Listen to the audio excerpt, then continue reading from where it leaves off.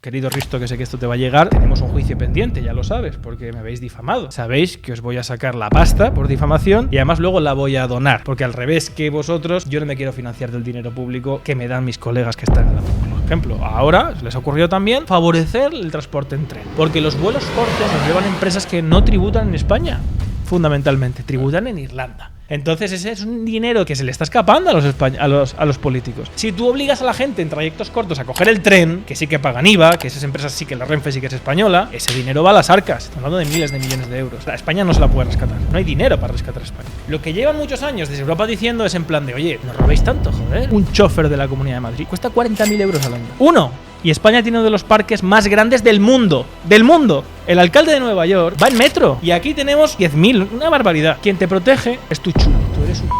Eso pasa en la cárcel y pasa también en la geopolítica. Porque dependes de ese tío para defender tu integridad y tus intereses.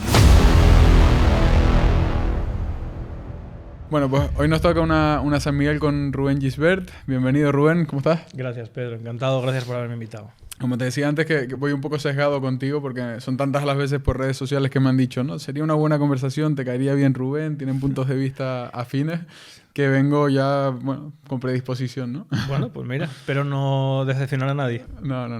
Mira, como te comentaba, ¿no? Hace tiempo que te sigo por redes sociales, o sea, he visto clips tuyos aquí y allá, se te ha visto mucho por internet, llevas tiempo ya relativamente. Y 3 años hago ahora, 3 años. 3 añitos compartiendo contenido. Pero realmente, o sea, me gustaría que hicieras una introducción a quien no te haya visto tanto o quien te haya visto de pasada, pero no te conozca en profundidad, un poco en qué estás centrado, porque sé que tocas varios palos a la vez y cuál es tu discurso un poco, ¿no? Para mí Internet es una herramienta, es decir, utilizo Internet para conseguir un fin. El fin para mí es intentar coordinar o utilizar una conciencia lo suficientemente grande de una parte de la sociedad española para proponer un cambio político en profundidad en nuestro país, de ciertos aspectos, de ciertas cosas que luego supongo podemos abordar, pero esa es la finalidad. O sea, mi finalidad a través de Internet es concienciar a las personas, a los españoles, de que necesitamos un cambio en las estructuras políticas de nuestro país para mejorar una serie de problemas que percibimos todos a nivel político y a nivel social. Pero esa es la finalidad y el objetivo. Un objetivo que me marqué desde hace muchos años. Llevo 10 años estudiando política, estudié la carrera de Derecho, especialización en Derecho Público y Constitucional. Tuve un grandísimo maestro que tuve la fortuna de poder elegir y aprender de él, como es el jurista Antonio García Trevijano, entre muchos otros. Y bueno, pues humildemente intento aportar lo que puedo en unas soluciones que creo que serían una de las grandes alternativas para que nuestro país no vaya o continúe en la deriva en la cual parece que dentro de unos años nada bueno nos espera. Pues me llega un buen momento la conversación, la verdad, porque he sido una persona que ha tenido siempre una posición muy reactiva con el tema de la política. Es decir, mira, no quiero perder tiempo, entre comillas, informándome, sino que pase lo que pase, voy a reaccionar de la mejor forma que pueda por mi bienestar y el de las personas que me rodean. Pero hace un mes y medio empecé House of Cards y quiera o no, se me ha despertado un poco el gusanillo últimamente.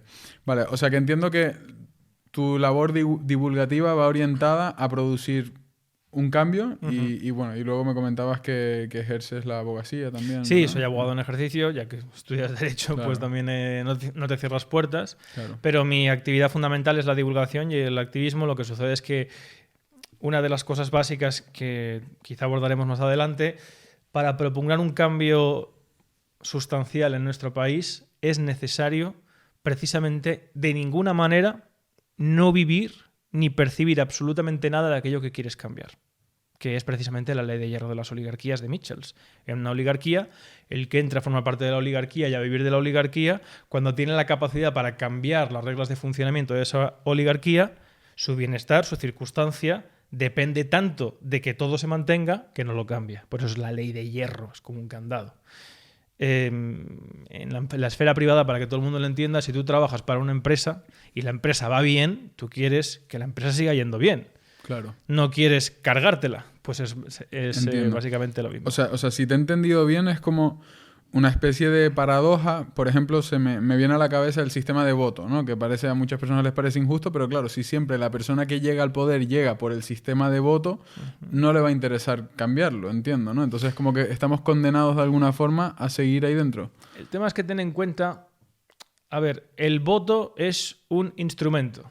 El voto es como un lápiz. La gente que dice, por ejemplo, que votar es democracia, que es algo que se ha repetido mucho para justificar el régimen en el que nos encontramos en España, eso es como si yo te digo que tú, porque tienes un lápiz, ya eres un gran escritor. No, dependerá de lo que tú hagas con ese lápiz. Claro. ¿Por qué? En Corea del Norte se vota, bajo Franco se votaba. En Cuba se vota, es decir, votar no es ninguna garantía. Cuando ese instrumento se utiliza de la manera correcta y sirve para lo que se concibe el voto, que es para nombrar representantes, designar candidatos primero y nombrar representantes, nombrarlos o deponerlos, entonces es cuando el voto tiene utilidad. En España, el sistema que tenemos, que está enmarcado y obligado en el 68.3 de la Constitución, el artículo, es un sistema que se denomina proporcional. Se inventó en el siglo XIX para aplicarlo en Australia. Lo desarrolló el que fue el inventor del sello postal en el correo en Reino Unido, que es Thomas Wright Hill. Lo desarrolló después su hijo, Rowland Hill, y también tuvo el apoyo, por ejemplo, de Stuart Mill para aplicarlo en las colonias. ¿Por qué? Es un sistema que se concibió para que el pueblo no tenga la facultad de controlar el poder, que es la función de una democracia. ¿Por qué? Porque quien tiene la facultad real de designar a los políticos y le deben pleitesía a él y hacen lo que él dice, es el oligarca. Una de esas personas que forman el grupo que llevan el poder real. ¿Quiénes son? Los jefes de los partidos. Los jefes de los partidos, en España, vamos a definirlo ya, España no es una democracia, es una partitocracia, es una forma de oligarquía política, no es un régimen democrático en cómo funciona el poder. El jefe del partido es el que nombra a los diputados. Esos diputados votan las leyes que luego él, como presidente, aplica. Por lo tanto, el legislativo y el ejecutivo ya están unidos. Se carga la separación de poderes. Y por si fuera poco, además, nombra al poder judicial, que es el que tiene la facultad de impartir justicia. Están los tres poderes, aunque estén divididos, hay una división funcional. Aquí está el Congreso, aquí está el Consejo del Poder Judicial o el Supremo. Son dos órganos diferentes, pero no depende del otro, se nombra por el otro. Y aquí está el Ejecutivo. Realmente los tres obedecen y sirven a un mismo grupo de poder. Lo que pasa es que la diferencia entre la autocracia, la dictadura, y la oligocracia es que se alternan. Los ciudadanos solamente pueden elegir un dictador cada 4 años, pero tiene plenos poderes para hacer lo que le dé la gana. No tiene límite y control. La democracia, precisamente, que es lo que yo propugno o intento cambiar en este país, es la institución de un procedimiento que pone límite y control al poder político. Es decir, hay cosas que el poder político no puede hacer porque se encuentra con otro poder enfrente, que le dice, no, esto no se puede hacer, no, la amnistía no se puede, da igual que usted quiera, no se puede. Y como es otro poder, no es un súbdito de ese poder, es otro poder, claro, no puede vencerlo. Esa es la separación de poderes de Montesquieu, del espíritu de las leyes, que solamente se ha implementado como tal en Estados Unidos. En Estados Unidos, por eso hay diputados del Partido Demócrata que votan en contra de leyes del propio Biden, que es del Partido Demócrata. ¿Por qué? Porque el diputado no lo ha nombrado Biden, como aquí, lo ha nombrado el distrito, los ciudadanos, han nombrado su representante. Y ese tío quiere seguir en su sillón. Y para seguir en su sillón no tiene que hacer como aquí, que es aplaudir al jefe del partido, sino atender a la gente que le ha votado. Esos cambios son los que habría que propugnar, pero claro, lo que yo estoy promoviendo implica que mucha gente que vive en España de la corrupción y del robo y del expolio a los ciudadanos deje de ganar el pan de esa manera. Me recuerda a lo que decía el vice cuando él estaba en Ciudadanos, un poco, ¿no? Como que cuando estás dentro de un partido político prácticamente no puedes tener ni voz ni voto, sino que hay como esta responsabilidad de casi pensar de forma conjunta, ¿no? O sea, esto es lo que... Por dónde vas un poco, entiendo, ¿no? O sea, sí, lo que pasa es que lo poco que yo he visto de Albies al respecto, él confunde algunos aspectos como forma de Estado y forma de gobierno. Por ejemplo, la partitocracia no es el ejercicio de un partido, como por ejemplo Sánchez. No, la partitocracia es un sistema político, donde todo el que forma parte de ese sistema es un oligarca. Y, por ejemplo, el problema, creo que lo oí un clip una vez, creo que fue aquí, que habló del sistema, la ley electoral. La ley electoral es un mero desarrollo de la Constitución. El problema que tiene España no es... O sea, los gobernantes que tiene España, mejor dicho, son un problema generado por la arquitectura, por el régimen político que en el 78 se implementó con una serie de intereses, por supuesto. Entiendo, o sea que el funcionamiento que defiendes tú es que funcionen de forma paralela, que no tengan capacidad de influencia entre unas verticales y otras, ¿no? Entre los tres poderes, digamos. Eso es, tal cual, muy bien. Vale. Bueno, no yo, eso lo concibió un jurista muy bueno, que era Montesquieu, y los padres... Y bueno, una de las maravillas de la historia, que es una cosa que no se ha repetido nunca, es como gente tan preparada, tan culta, confluyó en un momento histórico como fue la Revolución Norteamericana. Estamos hablando de Jay, Madison, Hamilton, Benjamin Franklin, John Adams. O sea, a nivel político hablamos. A nivel político. Gente que hablaban entre ellos en latín y griego. Y aplicaron las ideas de Montesquieu.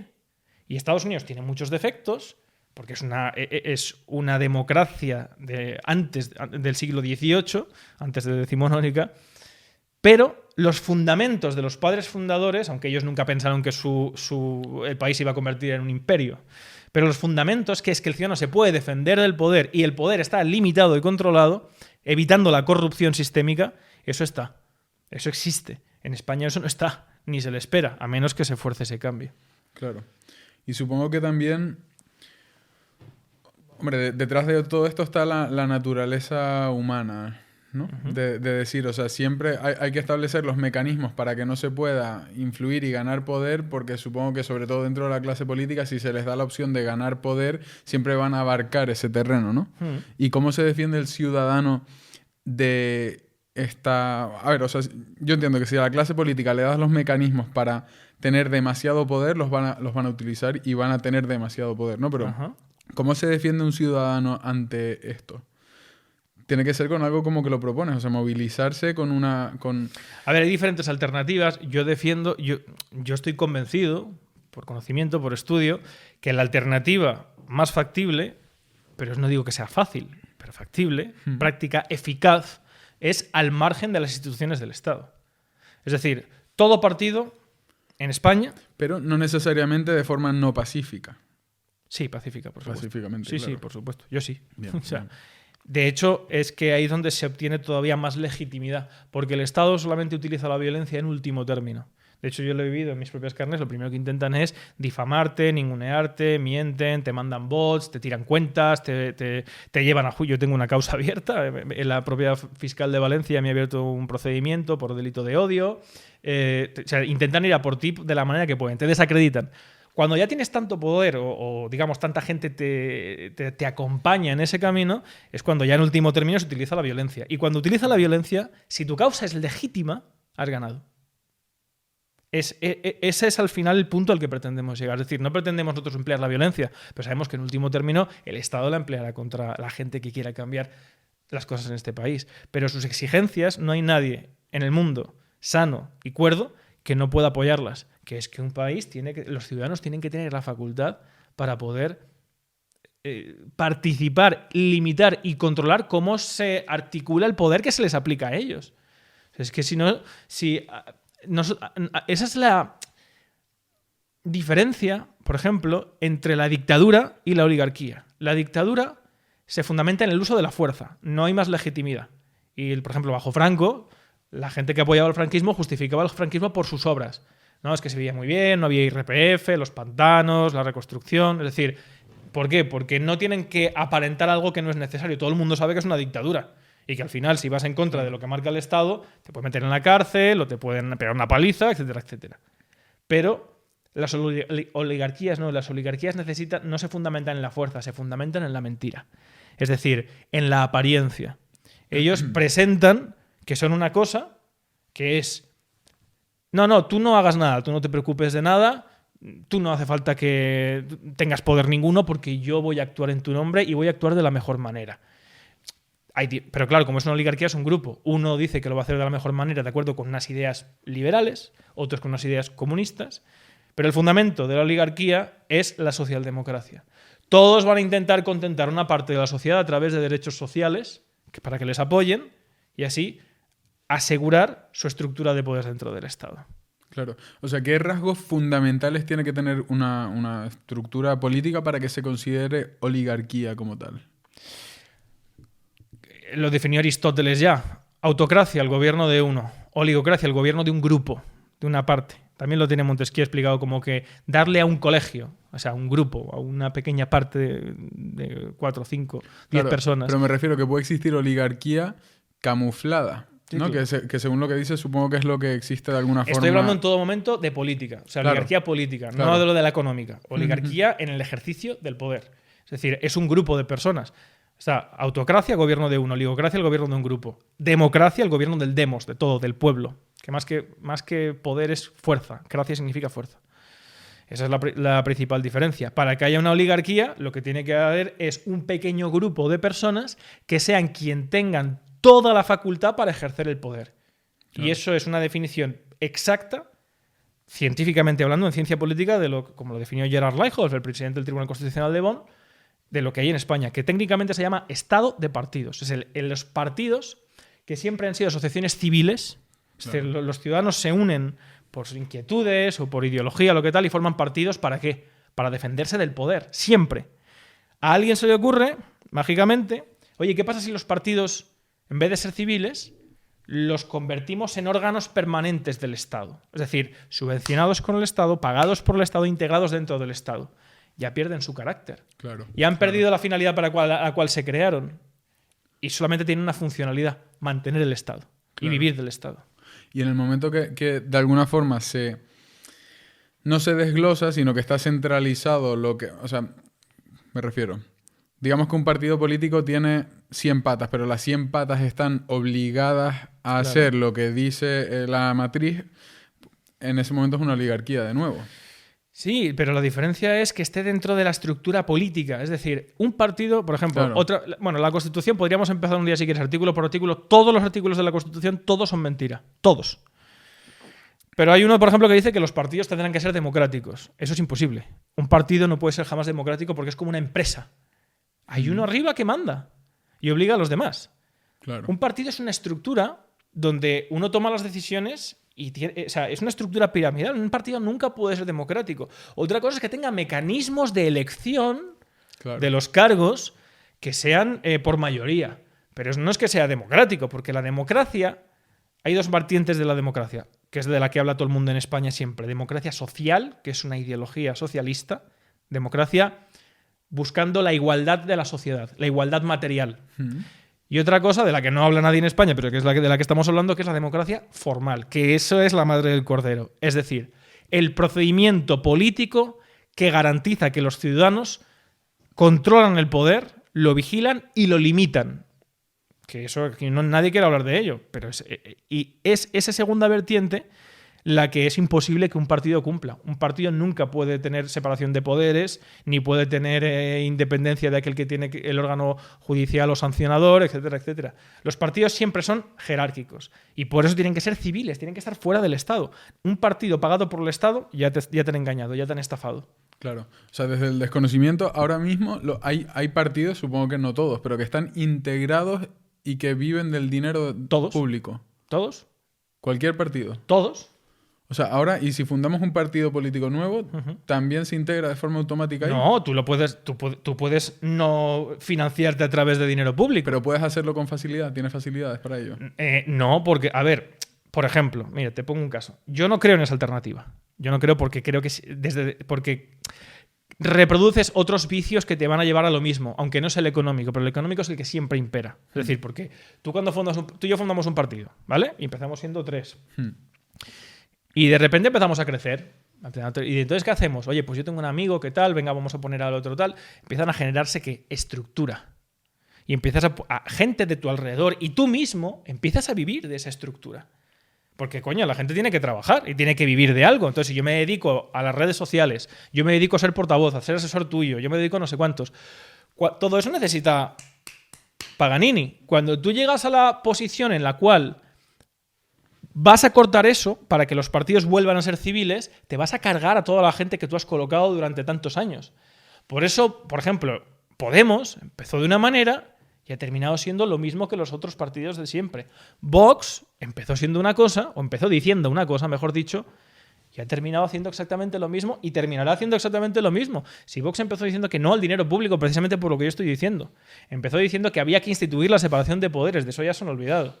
Que no a los sindicatos públicos, sindicato público. Que no, por ejemplo, bueno, lo de la Fundación Disenso, por ejemplo, el Tribunal de Cuentas les acaba de meter 2 multas por financiación irregular a través de los cajeros y por los contratos a dedo, que es lo mismo que acusaban a los de antes. ¿Por qué? ¿Son mala gente? No, pero el sistema, si aceptas cómo funciona, porque ya te digo, gente mucho más inteligente que nosotros ya lo ha estudiado previamente y se ha visto en la historia, si tú aceptas esa estructura, es que quiero que lo entienda todo el mundo, me quiero hacer entender. Si tú quieres acabar con la mafia y el cártel de la droga, si te pones a pasar droga y al final todos tus amigos y toda tu familia viven de putísima madre porque pasas droga, cuando tú puedas acabar porque te has convertido en el jefe del cártel, no lo vas a hacer porque implicaría un suicidio para toda la gente de tu alrededor y para ti mismo. Claro. Esa es la ley de hierro de las oligarquías. Pues es lo mismo. Lo que pasa es que aquí, en vez de traficar con droga, trafican con votos. Esa es la diferencia. ¿Y cuáles serían las consecuencias para un partido de no ir por esa vía? La que dices, la que te refieres a la vía que utiliza todo, lo que acaban haciendo todos. Si Vox. no, ¿acabarás haciendo eso? Vox empezó así. Yo al principio decía, oye, quizá Vox empezó con el primer año, demostraron que se puede presentar unas elecciones y conseguir unos buenos resultados sin tocar ni un solo euro de dinero público.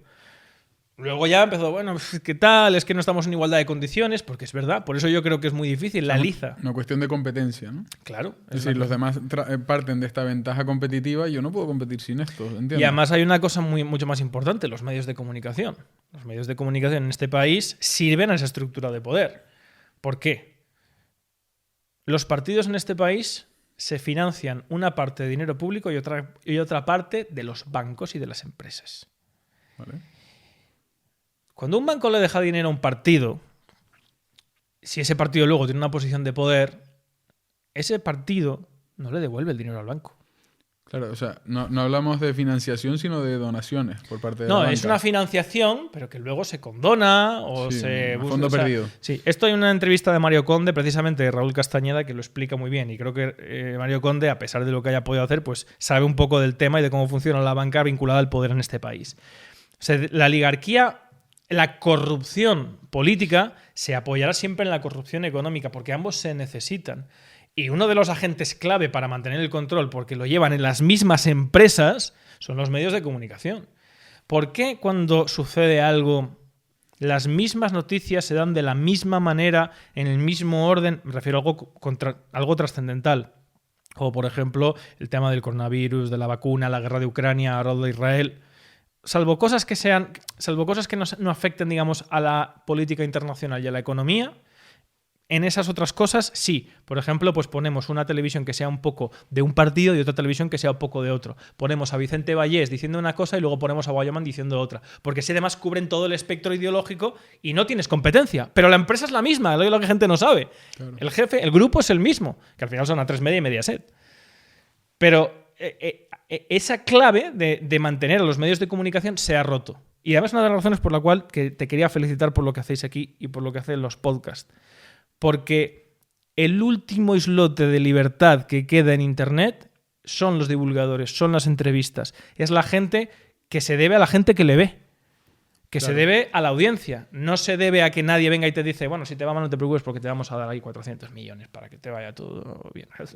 Claro. No, tú te debes hacer bien lo que tú tienes que hacer, porque es lo que la gente espera de ti. Si la política, lo que yo propongo es que la política funcione igual. No, totalmente. Y además lo estaba pensando mientras hablabas que de alguna forma, y también vinculado a tu labor divulgativa, Internet, y me alegro de que le vaya ganando terreno a los medios de comunicación tradicionales, porque al final quien te da de comer en Internet es tu audiencia. Entonces, al final a la audiencia cuando le das contenido que enseña la otra cara de la moneda, por decirlo así, lo que no sale en la tele, lo que se trata de ocultar, también lo agradece, lo fideliza y de alguna forma, pues, joder, tú tendrás un público muy fiel, entiendo, ¿no? Un público muy agradecido. Sí, lo que pasa es que yo tengo un público muy heterogéneo, porque como yo no yo hago análisis político para explicar por qué funciona la política en España así, me sigue gente de una sensibilidad más conservadora, gente de una sensibilidad más progresista, entonces tengo mucha fluctuación, pero eso me agrada, porque yo lo que busco justamente es lo contrario de lo que persiguen los medios de comunicación en los partidos. Yo lo que busco es unir. Para un cambio político en este país hace falta unión. Claro. Entonces, a mí me viene muy bien y en ese sentido estoy orgulloso porque aunque poco a poco, pues el objetivo para mí, el objetivo 1 personal se va cumpliendo. Vale. Y según tu forma digamos, de encontrar una vertiente disruptiva en el sistema, ¿cuál sería la solución? O el punto de partida por tu parte. Organizarse para... Una organización civil en la cual se establecen una serie de puntos que nosotros, los ciudadanos, desean que se pongan en marcha para instituir precisamente aquello que de motu propio, como hemos explicado, los políticos no van a hacer. ¿Cómo les obligas a los políticos a eso? Si no tenemos herramientas para tal, ¿qué haces? ¿Cada 4 años cambias el voto? No, porque va a venir otro y va a hacer lo mismo que el anterior, o si no, acabará haciendo lo mismo. Bueno, ahí tenemos la historia. En un sistema, yo creo que un poco más represivo que el actual, como era la Francia de Luis XVI, siempre pongo este ejemplo porque es muy claro, se convocan los estados generales porque hay una bancarrota y el ministro, digamos, que era sensible a lo que quería el pueblo francés entonces, que era Necker, es destituido por el rey. Se tienen que convocar los estados generales. Y un cura, el abad de Sieyes, le dice al rey: mire, Sire, en la próxima convocatoria de estados generales, que llevan una barbaridad sin convocarse, cuando se vote, en vez de votar por estamentos, que estaba el clero, la nobleza y el tercer estado. Y tenían un voto cada uno. Siempre perdía el tercer estado, los ciudadanos. Eso no va a ser así. A partir de ahora van a votar por cabezas. Es decir, por cada uno de los miembros que integra cada uno. Claro, ahí tercer estado tenía mayoría. Y el rey dijo, no, ni de coña, porque entonces van a salir las reformas y se va a ir todo a tomar por culo. Y le dijo, muy bien. Si usted no acepta eso, entonces el tercer estado se va a constituir él solo en la Asamblea Nacional. Y la primera medida que va a promover es que París en bloque va a dejar de pagar impuestos. Esa idea me gusta. Pues el rey no tuvo más remedio que aceptar. Claro. Aunque cuando luego fueron a las puertas de la asamblea estaban cerradas y ya fue cuando el tercer estado, efectivamente, en un frontón que había al lado, el que estaba en París, se hizo el juramento de pelota que dio pie y ahí se inició la revolución. Pero se inició con una herramienta tan sencilla como esa, que es la no cooperación. Es decir, la no participación, la no aceptación de algo que para ti es injusto. Y así, por ejemplo, se ha conseguido la independencia de la India. No es que la sociedad hoy en día está muy dividida, coño. La independencia de la India fue llevada a cabo por musulmanes e indios, religiones diferentes, que luego además se mataban literalmente en las calles, capaces de unirse por un objetivo común, como era la independencia, tener una capacidad política propia para desarrollar su propio destino. Yo no creo que eso sea tan complicado. Lo que pasa es que es difícil. Es difícil porque tienes en contra a todos los medios de comunicación, a toda la prensa. Solamente queda Internet. Es lo único que queda. Tal cual. Hombre, al final es un objetivo muy ambicioso, lógicamente.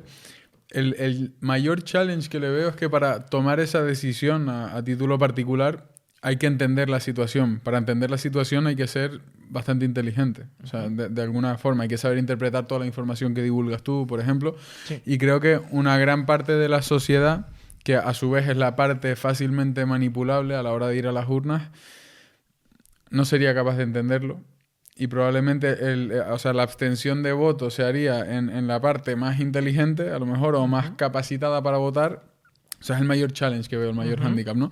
Y quedaría la capacidad de voto estaría en las personas menos capacitadas precisamente, que votarían hacia llevar al país a la ruina. Vale, tienes razón por una parte, pero no tienes razón en la base. ¿Por qué? ¿Tú crees que la sociedad norteamericana de 1776, que no sabía leer y escribir, ya en granjeros que creían que Dios iba a determinar su vida, era más culta que la actual? A veces tengo dudas. Bueno, no. Fuera de este pequeño momento de coña que ha tenido Pedro. Sí. A ver, todo depende de la fuerza, todo depende de los instrumentos que se pongan. Obviamente yo soy consciente de que esto es complicado, pero es que la alternativa...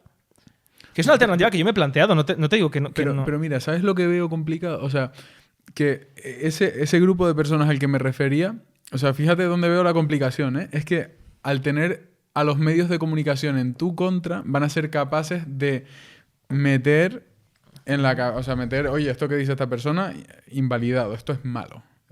Sí, ya lo hacen, claro, ya lo han hecho. Pero no les ha funcionado. Fíjate, yo hace un año me fui a Ucrania. Me fui a Mariupol, a una zona de guerra, Caían bombas a 500 metros donde estaba yo. Hostia. ¿Sabes por qué me fui?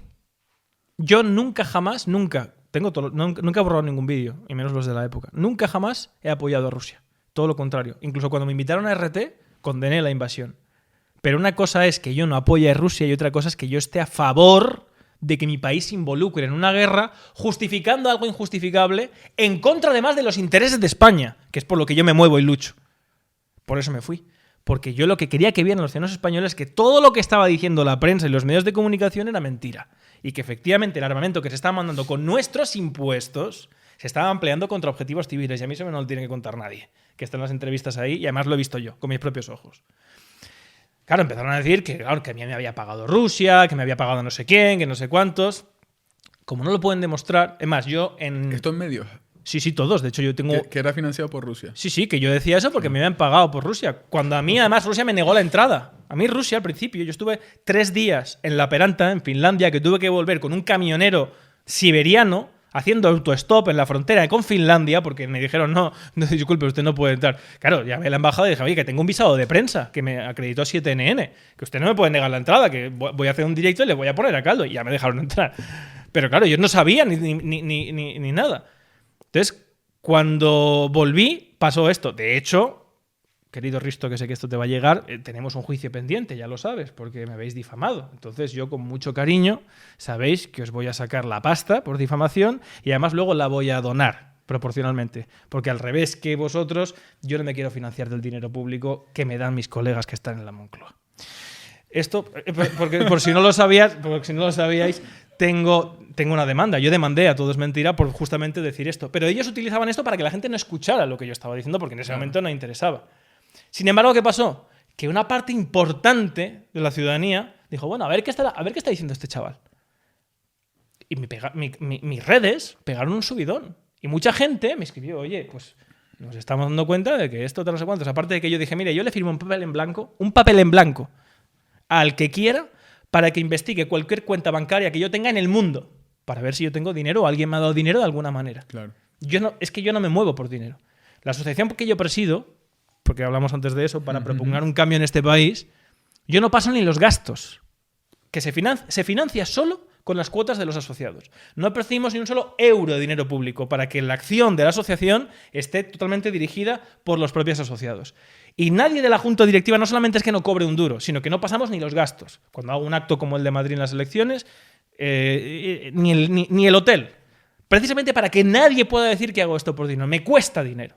Claro. Pero porque creo que es el momento en el que hay que, ante tanta podredumbre, tú ves los políticos, ves a los empresarios, ves a la tele, nadie se cree a nadie. Incluso la gente que vota a alguien no se lo creen. Y a la gente que ve a los medios de comunicación, sabes que ese tío está leyendo un teleprompter y que no ha investigado nada y que le ha llegado un teletipo de la agencia Reuters y que le ha soltado para que le dé audiencia, además con lloriqueo y con vamos a ver usted que es que le han matado no sé cuántos, cómo se siente, cómo se va a sentir una madre o un padre que acaba de ver cómo han matado a su familia. ¿Eso es periodismo? No, eso no es periodismo, eso es venderle mierda a la gente para tú mantenerte en antena. Pues como digo, todo eso que vemos hoy en día, ¿qué es? Falta de principios, falta de valores, falta de algo que en todas las culturas a lo largo de la historia despierta dignidad en ti. Cuando tú reconoces algo que dices, hostia, esta persona, aunque no me guste lo que dice, pero lo que está haciendo lo está haciendo jugándose las pelotas y lo está haciendo porque cree en ello. Yo creo que eso es lo que hay que despertar hoy en día. Y por eso yo apoyo a personas que no piensan como yo, ni muchísimo menos, pero sí que identifico en ellas que son honestas. Claro. Y que no están dispuestos, que no lo hacen por dinero, que no lo hacen para medrar y que se la juegan si hace falta. Pues eso creo que ahí yo intento aportar lo que puedo, pero tampoco pretendo convertirme en líder de nada, porque yo lo que considero es que son los propios españoles los que tienen que despertar. Ahora, no soy un ingenuo. Tú has dicho, el principal problema que yo veo es que la gente en España es muy inculta y no va a entender. No creo que sea el principal problema, por eso he dicho que había una parte que tenía razón. El principal problema es que la gente todavía puede pagar más o menos de vez en cuando ir a tomarse una cerveza, puede comprarse y financiar todavía un coche. Es decir, la situación a la que nos llevan la están haciendo de manera gradual. Que no tocan fondo todavía, ¿no? Y no nos engañemos, la gente no se va a salir a la calle a cambiar una política, tal, no sé cuántos, claro, si no te falta lo de comer. La gran mayoría. Estoy de acuerdo. Porque algo que me da miedo es, por parte de la sociedad, de alguna forma, la aceptación. El nivel de aceptación tan grande que veo de decir, esto funciona así, nos manejan así, hacen esto y esto otro, pero bueno, ¿qué vamos a hacer? Es como funciona. Y es ese enfoque conformista que, claro, yo creo que a veces es como la paradoja que existe, que a veces llegar a una situación peor te hace terminar en una situación mejor, ¿no? El decir, porque te hace tocar fondo de alguna forma, claro. Y es justo lo que tú dices, en el momento que te falta que comer, que lo estás pasando mal, ahí la gente tiene una capacidad reactiva que salta. Es que cuando ya no tienes nada que perder. Claro. Pero el problema es que también la sociedad española, yo creo que sociológicamente es una de las sociedades más dóciles, junto con la alemana y la japonesa, por la tradición que ha tenido sobre todo en el siglo XX. El heroísmo de los españoles se agotó en la guerra civil, en un bando y en otro, y desde entonces se ha construido una sociedad servil, sumisa, una sociedad que no es... Y además empeorada porque después de la corrupción moral de la dictadura ha venido la corrupción moral y económica de los que han aprovechado la estructura de la dictadura, que la han mantenido intacta simplemente dándole un baño por encima y poniendo derechos y libertades individuales. ¡Individuales! ¿A qué te refieres con corrupción moral, exactamente? Coño, la corrupción moral es actuar en contra de lo que se piensa. Eso es la corrupción. De principios, de pasar por encima de los principios. Exactamente, por supuesto. Quiero decir, tú, por ejemplo, si impones a otra persona una visión de lo que somos todos, pero lo haces en aras de que es bueno para todos, eso es corrupción moral, porque no es bueno para esa persona. Claro. Es decir, yo puedo decir, yo creo que lo ideal para todos es que haya redistribución de la riqueza. O que, por ejemplo, en España solo se hable español. No, pero yo pienso, usted a la cárcel. Bueno, pues entonces no estás actuando en pro de toda esa gente que no piensa como tú. Eso es una corrupción moral, porque estás actuando de una manera diferente a la que piensas. Porque tu finalidad no es homogénea con tus medios. Pero desde luego, digo que el fundamento, aunque por ejemplo el franquismo no se define por su corrupción económica. O sea, Franco no tenía cuentas en Suiza o en las Seychelles como estos, ni nada, no. De hecho, le llaman Paco Medallas, porque su corrupción era que le gustaba pues, era militar, tío, y católico devoto, etcétera, etcétera, que yo soy ateo. Pero la corrupción económica ha venido en el aprovechamiento posterior de todos los que medraron al franquismo y vieron la oportunidad, fundamentalmente el rey Juan Carlos, que además pasó por encima de su padre, le traicionó directamente, y todos y cada uno de los que juraron una cosa que al día siguiente deshicieron para seguir ellos manteniéndose en el poder, aceptando a otros que simplemente querían participar del poder, como era pues, Felipe González, Santiago Carrillo, que traicionaron los ideales y los juramentos que hicieron en la Junta Democrática de España original, que es lo que nosotros hemos recuperado en la Junta Democrática actual. Por eso nosotros hemos fundado ahora una asociación civil que se llama Junta Democrática de España. Intenta recuperar el espíritu inicial de la transición que se dejó de lado para constituir un reparto del poder del Estado entre diferentes personas, metiendo en la cárcel a quien no estaba de acuerdo con eso. Su promotor y fundador, García Trevijano, a don Juan, al padre de Juan Carlos I, no lo metió en la cárcel, pero lo defenestraron en Estoril. Le saltaron por encima de él y hasta luego. Rafael Calvo Seré, Opus Dei, Marcelino Camacho, es decir, al que no estaba de acuerdo con eso, a la cárcel. Y el resto, a pactar con Fraga. Hicieron lo que tenemos hoy. Y de aquellos polvos, estos lodos. ¿Y tu organización cómo funciona? O sea, ¿cómo está organizada, digamos? Bueno, pues tenemos delegaciones en diferentes ciudades y son asociaciones en las cuales los propios asociados ponen en marcha acciones de concienciación, hacen actos, digamos, públicos para lanzar un mensaje, que pasa. Una labor sobre todo divulgativa. Divulgativa, ¿no? Fundamentalmente, claro. Lo fundamental es que la gente se cuestione cosas. Si yo te digo, si tú a un español le dices que no vive en un régimen democrático, se va a sentir confrontado, porque a todos lo primero que nos han dicho cuando éramos pequeños es que antes vivíamos una dictadura y ahora vivimos una democracia. Y vivimos una democracia porque tú puedes decir lo que piensas y antes no podías. Y eso es una mentira como una catedral. Eso no define un régimen democrático. Eso define un régimen de libertades, que es diferente de un régimen democrático. Pero esa mentira reproducida durante 40 años es la que ha hecho que la gente diga, bueno, pero por lo menos puedo decir lo que pienso. Oiga, le están llevando directamente a un abismo de 1,5 billones de deuda, 70.000 millones más. Ahora mismo, incluso el adalid del liberalismo en España, que es la señora Ayuso, acaba de presentar 27.000 millones de presupuesto. Los más grandes de la historia de la Comunidad de Madrid.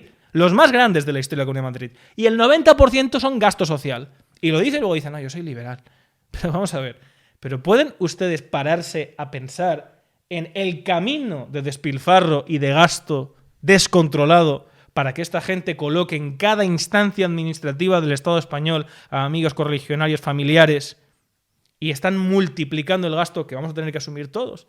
Como el Banco Central Europeo está cerrando el grifo de la deuda, ¿qué ha dicho ahora mismo el gobierno? Bueno, el año que viene vamos a tener que hacer un aumento de impuestos para poder recaudar 14.000 millones más. Lo acaba de decir incluso hoy la señora Montero. ¿Por qué? Porque ellos no van a quitarse... O sea, ellos no van a, como he dicho antes, a de motu propio reducir. Es que por ponerte un ejemplo, ¿tú sabes cuánto cuesta un chofer de la Comunidad de Madrid? Cuesta 40.000 euros al año. ¡Uno! Y España tiene uno de los parques más grandes del mundo. ¡Del mundo! El alcalde de Nueva York va en metro al ayuntamiento. Y aquí tenemos, no sé si son 10.000, una barbaridad. O sea, es una auténtica brutalidad lo que gobierno tras gobierno, sin control y en pacto los unos con los otros, han ido creando. Eso hay que meterle un hachazo y hay que modificarlo para que sea eficiente y eficaz y, sobre todo, para que esté dirigido de acuerdo con las necesidades de los ciudadanos. Lo que los españoles quieren que hagan los políticos. Que lo que hacen es al revés. Como no hay instrumentos para que los ciudadanos lleven a la política sus necesidades, los políticos, eso es característico de una oligarquía, le dicen a los ciudadanos cuáles son sus necesidades. No, tus necesidades es vivir en un país con lenguaje inclusivo. Claro. No. Tú vives en un país machista, vives en un país racista. No. Vives en un país que dentro de 20 años esto va a ser al-Ándalus, hay que expulsar a todos. Cada uno utiliza su discurso. Claro. Y luego se presenta a él como solución. Pero si tú te vas al INE, al Instituto Nacional de Estadística, entre las 10 primeras preocupaciones de los españoles no tienes nada de eso. Tienes el trabajo, sobre todo la gente joven, que es una auténtica brutalidad. Los índices de escolarización y de estudios de grado superior de la gente joven y de gente que no tiene trabajo o que está trabajando en algo que no le corresponde o que se ha tenido que ir fuera. Eso es lo que le preocupa a la gente, su porvenir. Incluso, me sorprendió el otro día, la garantía de sus derechos individuales. Entonces, bueno... ¿Que esto estaba como preocupación? Como una preocupación. Sí, en el INE. No me lo hubiera esperado, la verdad. Bueno, porque yo creo que la gente sí que está viendo que cada vez el Estado se hace notar más. Cada vez la política se hace notar más. Claro. Y tu organización supongo que tratas de alguna forma de posicionarla, o sea, de no posicionarla directamente, ¿no? Es que no está, bueno, es una formación democrática, busca llegar a la democracia. Claro, exacto. Porque en el momento que te posicionen, yo creo que hay un componente muy emocional, muy arraigado en el voto. De la gran mayoría de personas, yo creo, votan sin realmente echar un vistazo. Sí, pero porque hay una cosa que es lo que yo más me esfuerzo en explicar. Vamos a ver. Una cosa son los jugadores de un tablero de ajedrez.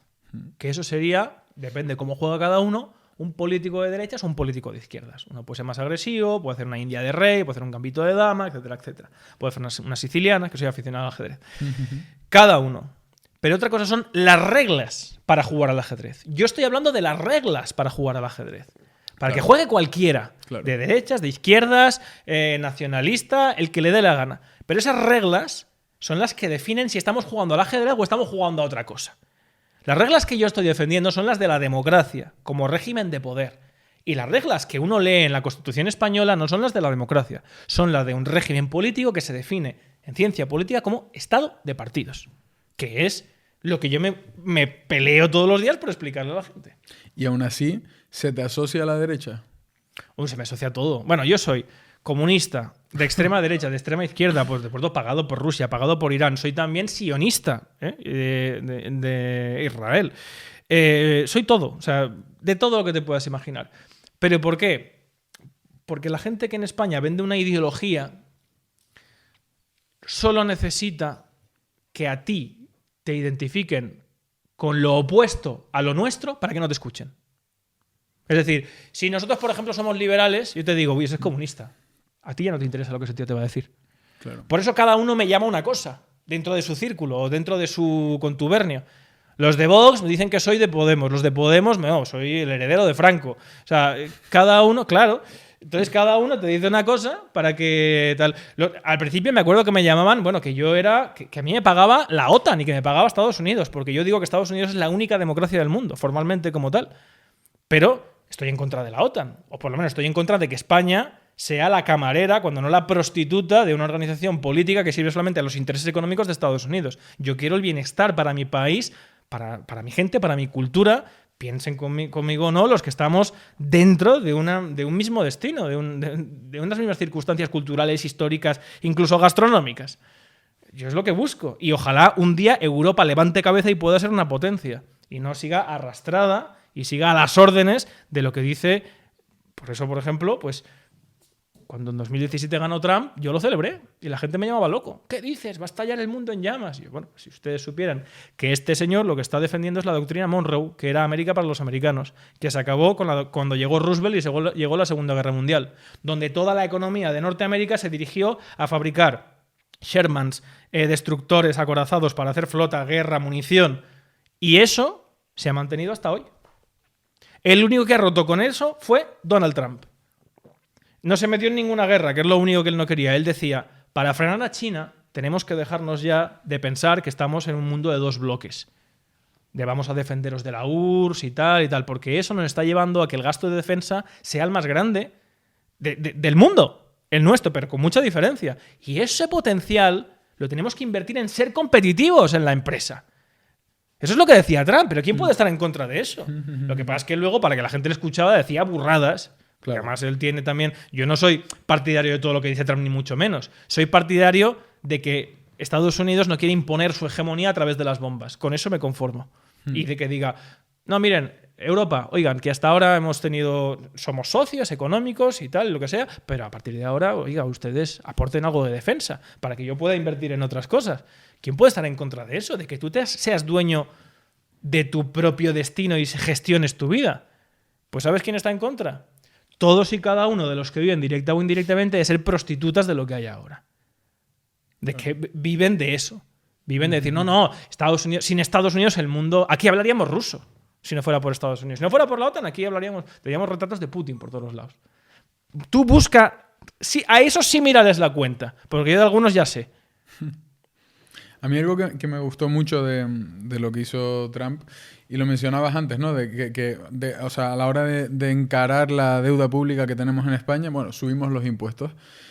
Y asociado a mayor recaudación. Pero digo, Donald Trump, bajó los impuestos y aumentó la recaudación. Porque, o sea, para mí lo de seguir apretando y apretando, aquí yo en España veo a nivel impositivo, veo las cosas ya bastante apretadas y empieza a salir la riqueza, empieza a irse de aquí. Mira, tú en Estados Unidos, si haces algo como lo que hizo Ada Colau, de gastarte 300.000 pavos en poner unas piedras en la carretera, a ese tío lo tiran al mar. O a esa tía. Eso, pero ¿sabes por qué? Porque al diputado, al congresista que se le ocurra hacer eso, o sea, los propios de ese distrito van a la oficina y lo echan. Claro. Y lo llevan al juzgado si hace falta. Por eso digo que el sistema político en Estados Unidos está pensado para eso. Porque los padres fundadores estaban hasta aquí, por no decir otra palabra. De hecho, la Revolución Norteamericana se fundó con una frase que es "Any taxation without representation". Es decir, ningún impuesto sin tener yo representación en el Parlamento y poder yo decidir si eso me tiene que afectar o no. Estaban tan hasta aquí del rey Jorge, de los impuestos y del té y tal, que buscaron un sistema para prevenir el abuso de poder. Y sin querer, porque ni siquiera empezaron llamándolo democracia, fue Hamilton, el fundador del secretario del Tesoro con Washington, que es muy joven, muy brillante, pero murió en un duelo, desgraciadamente tuvo una vida muy corta. Pues al principio le llamaban de república. Le veían república constitucional, porque ni siquiera habían acuñado, entendían, de hecho odiaban la democracia. Cuando intentan, porque quizá me estoy enredando demasiado, pero cuando se funda la primera constitución norteamericana, la de 1776, que es la confederal. La confederal no tenía un poder ejecutivo suficiente para obligar a cualquiera de los estados. ¿Qué pasó? Que nadie pagaba nada. Estaba a punto de irse a tomar por culo la revolución. Y en 10 años, los propios que hicieron esa constitución tuvieron que escribir el Federalista, que eran una serie de artículos diciéndole a la gente que había que hacer otra constitución, que fuera federal, ya fundada en la FIDE, en la cual sí que hubiera una confianza, de eso viene fe, federación, la fe el uno en el otro, para fundar algo conjunto y darle que hubiera un poder suficiente para obligar a los demás. Oye, una curiosidad, porque estaba hablándolo esta tarde, antes de venir en el evento con un amigo. Mencionaste la OTAN y me comentaba que Canarias y Ceuta y Melilla están fuera de la OTAN. A ver, como tal sí. Como tal, sí. ¿Esto por qué? Me acabo de acordar. Bueno, pues porque como todo lo que se ha hecho en España se ha hecho... Mira, vamos a ver. Tenemos un rey de España que... O sea, actualmente no. Actualmente tenemos un palo con uniforme. Su padre lo puso directamente Estados Unidos. Pero eso no es teoría conspiranoica, eso es historia.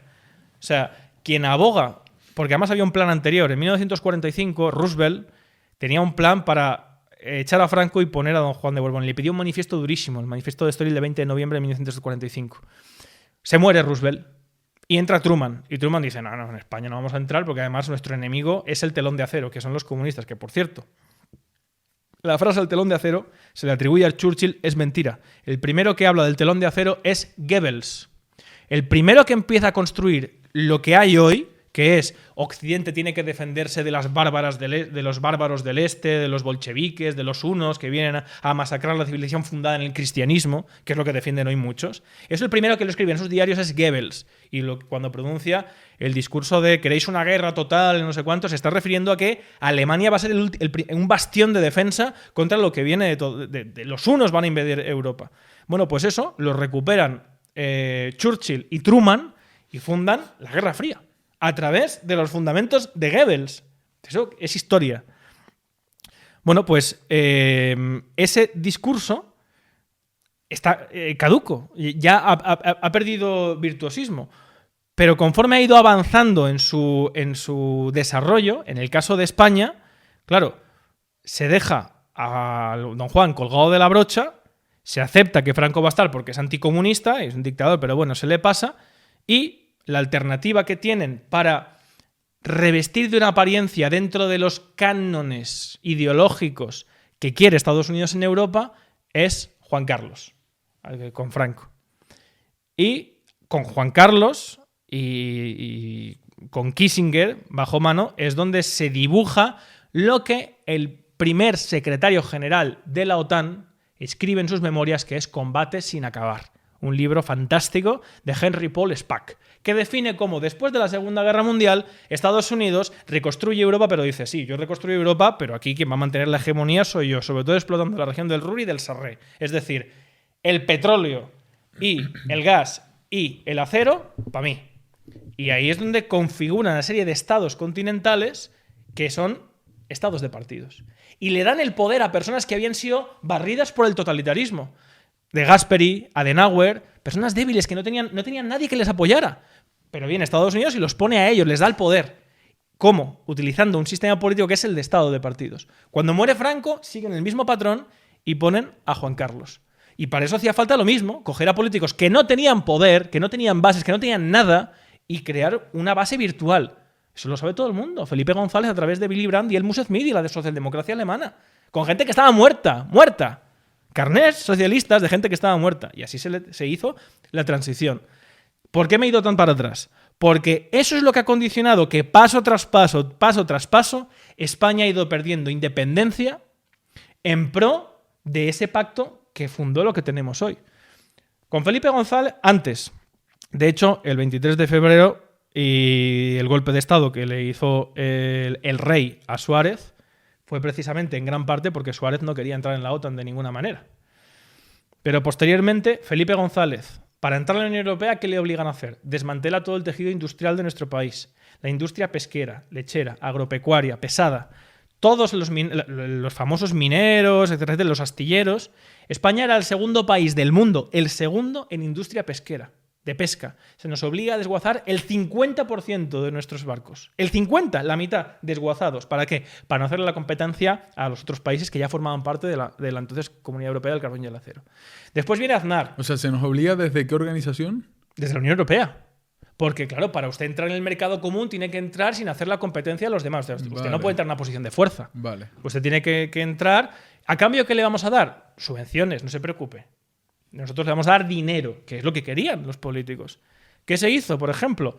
Pues en Asturias todavía el tema de la mina, hay gente cobrando ese dinero que nos dieron de Europa.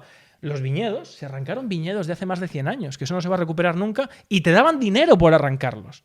Arrancar viñedos, arrancar olivos. O sea, bueno, eso lo sabe todo Dios.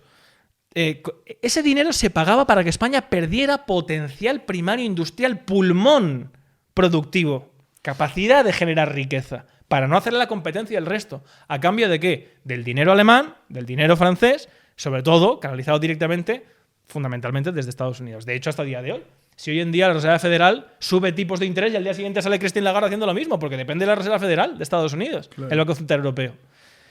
Entonces, esos pasos se han ido siguiendo. Y cuando España entró en la OTAN, su socio principal en África era Marruecos. Entonces, bueno, pues Ceuta y Melilla, pues no queremos molestar a Marruecos. Digo, Estados Unidos, no queremos molestar a Marruecos. Entonces, bueno, ponemos España, la Alianza Atlántica, que, por ejemplo, también Felipe González, de entrada no, y luego cambiaron la coma en el referéndum, que salió que sí, pero porque Felipe González también decía que de entrada no, porque España no quería entrar en la OTAN. Porque España en los años 70 venía un discurso de la dictadura de Franco que sí que había calado una parte importante, que era, nosotros somos un país que tenemos la capacidad de tener plato en la mesa y de decidir sobre cuestiones importantes. Y si hubiéramos tenido la bomba nuclear, así hubiera sido, pero no la teníamos. Y los ciudadanos no querían entrar, España no quería entrar, los ciudadanos no querían entrar en la OTAN porque sabían que implicaba aceptar un pacto de defensa, y quien te da defensa, lo voy a decir de una expresión callejera, quien te protege es tu chulo, tú eres su putita. Eso pasa en la cárcel y pasa también en la geopolítica. Porque dependes de ese tío para defender tu integridad y tus intereses. Y si me tocas a mí las pelotas, pues igual Marruecos mañana te coge Canarias. Y yo le apoyo. Y si te apoya Estados Unidos, ojo, cuidado. Mira, por ejemplo, ahora Israel. Claro, claro. Entonces, bueno. Lo que estabas diciendo de la Unión Europea, ¿no? Te pagamos porque pierdas fuelle, porque pierdas poder como industria, como bueno, ellos no lo llamaron así, lo llamaron reconversión industrial. Era que había que adaptar ciertas cosas, pero que tal. Pero eso junto con el tema de la deuda, porque yo digo, la deuda, o sea, a mí me parece que a día de hoy es algo insostenible. Es como prácticamente un mecanismo de sometimiento, de decir, oye, te seguimos dando, aunque no la puedas pagar, para tenerte aquí con el cuello pisado y sin oxígeno. Tal cual, así es. Y claro, o sea, ¿crees que esto se hace por este motivo? ¿Por tener a España ahí? Sí, lo que pasa amarrada? Es que eso quien lo está... Bueno, España no. Vamos a ver. España no es Grecia. Si España quiebra, se lleva por delante la Unión Europea. Porque España es 4 veces más grande que Grecia. Claro. Entonces, y para empezar, a España no se la puede rescatar. Claro. Esos 1,5 billones, no hay dinero para rescatar a España. Claro. Lo que llevan muchos años desde Europa diciendo es en plan de, oye, no robéis tanto, joder. O sea, controlaos un poco. O sea, hay un grupo de profesores y economistas independientes que llevaron un estudio apoyados por el Instituto de Kiel, avalados por el Instituto de Kiel, diciendo, oye, en España primero no hay una deuda del 130%, estamos ya cerca del 160%, porque no se cuentan los pasivos en circulación. Cuando vino la primera crisis con Zapatero, se falseó la contabilidad porque resulta que todo el mundo estaba en crisis y España seguía creciendo. Claro, si tú falseas las cuentas, pues claro, así puedes hacer magia. Que es lo que... ¿Pero cómo falsearon las cuentas? La contabilidad nacional. Los pasivos en circulación. Sí, no se contabilizaron. Los pasivos individuales en circulación no se contabilizan. Entonces, o sea, hay un desfase. En el balance desaparecen. Hay un desfase entre el PIB real. De hecho, tú entras, por ejemplo, en una página web que no tiene nada que ver con esta gente, que se llama deudapublica.com, y tienes dos deudas. La deuda oficial y la deuda real. Claro, porque se falseó la contabilidad con eso. Hostia. Bueno, pues además, estos profesores y economistas independientes, que son los cuatro de manera diferente de pensar, pero fueron a Bruselas a llevar estos documentos. Y no les dijeron que estaban mal. Les dijeron, mira, porque además fue Antonio García Trevijano también con ellos. Y estaba él y me lo contó. Me dice, nos dijeron, mira, cuando damos una subvención, una ayuda del Plan Europa, Si la mitad del dinero se destina a la finalidad, ya nos damos con un canto en los dientes. Wow. Es decir, con que solamente se robe la mitad del dinero ya es un éxito. Para que veas de lo que estamos hablando.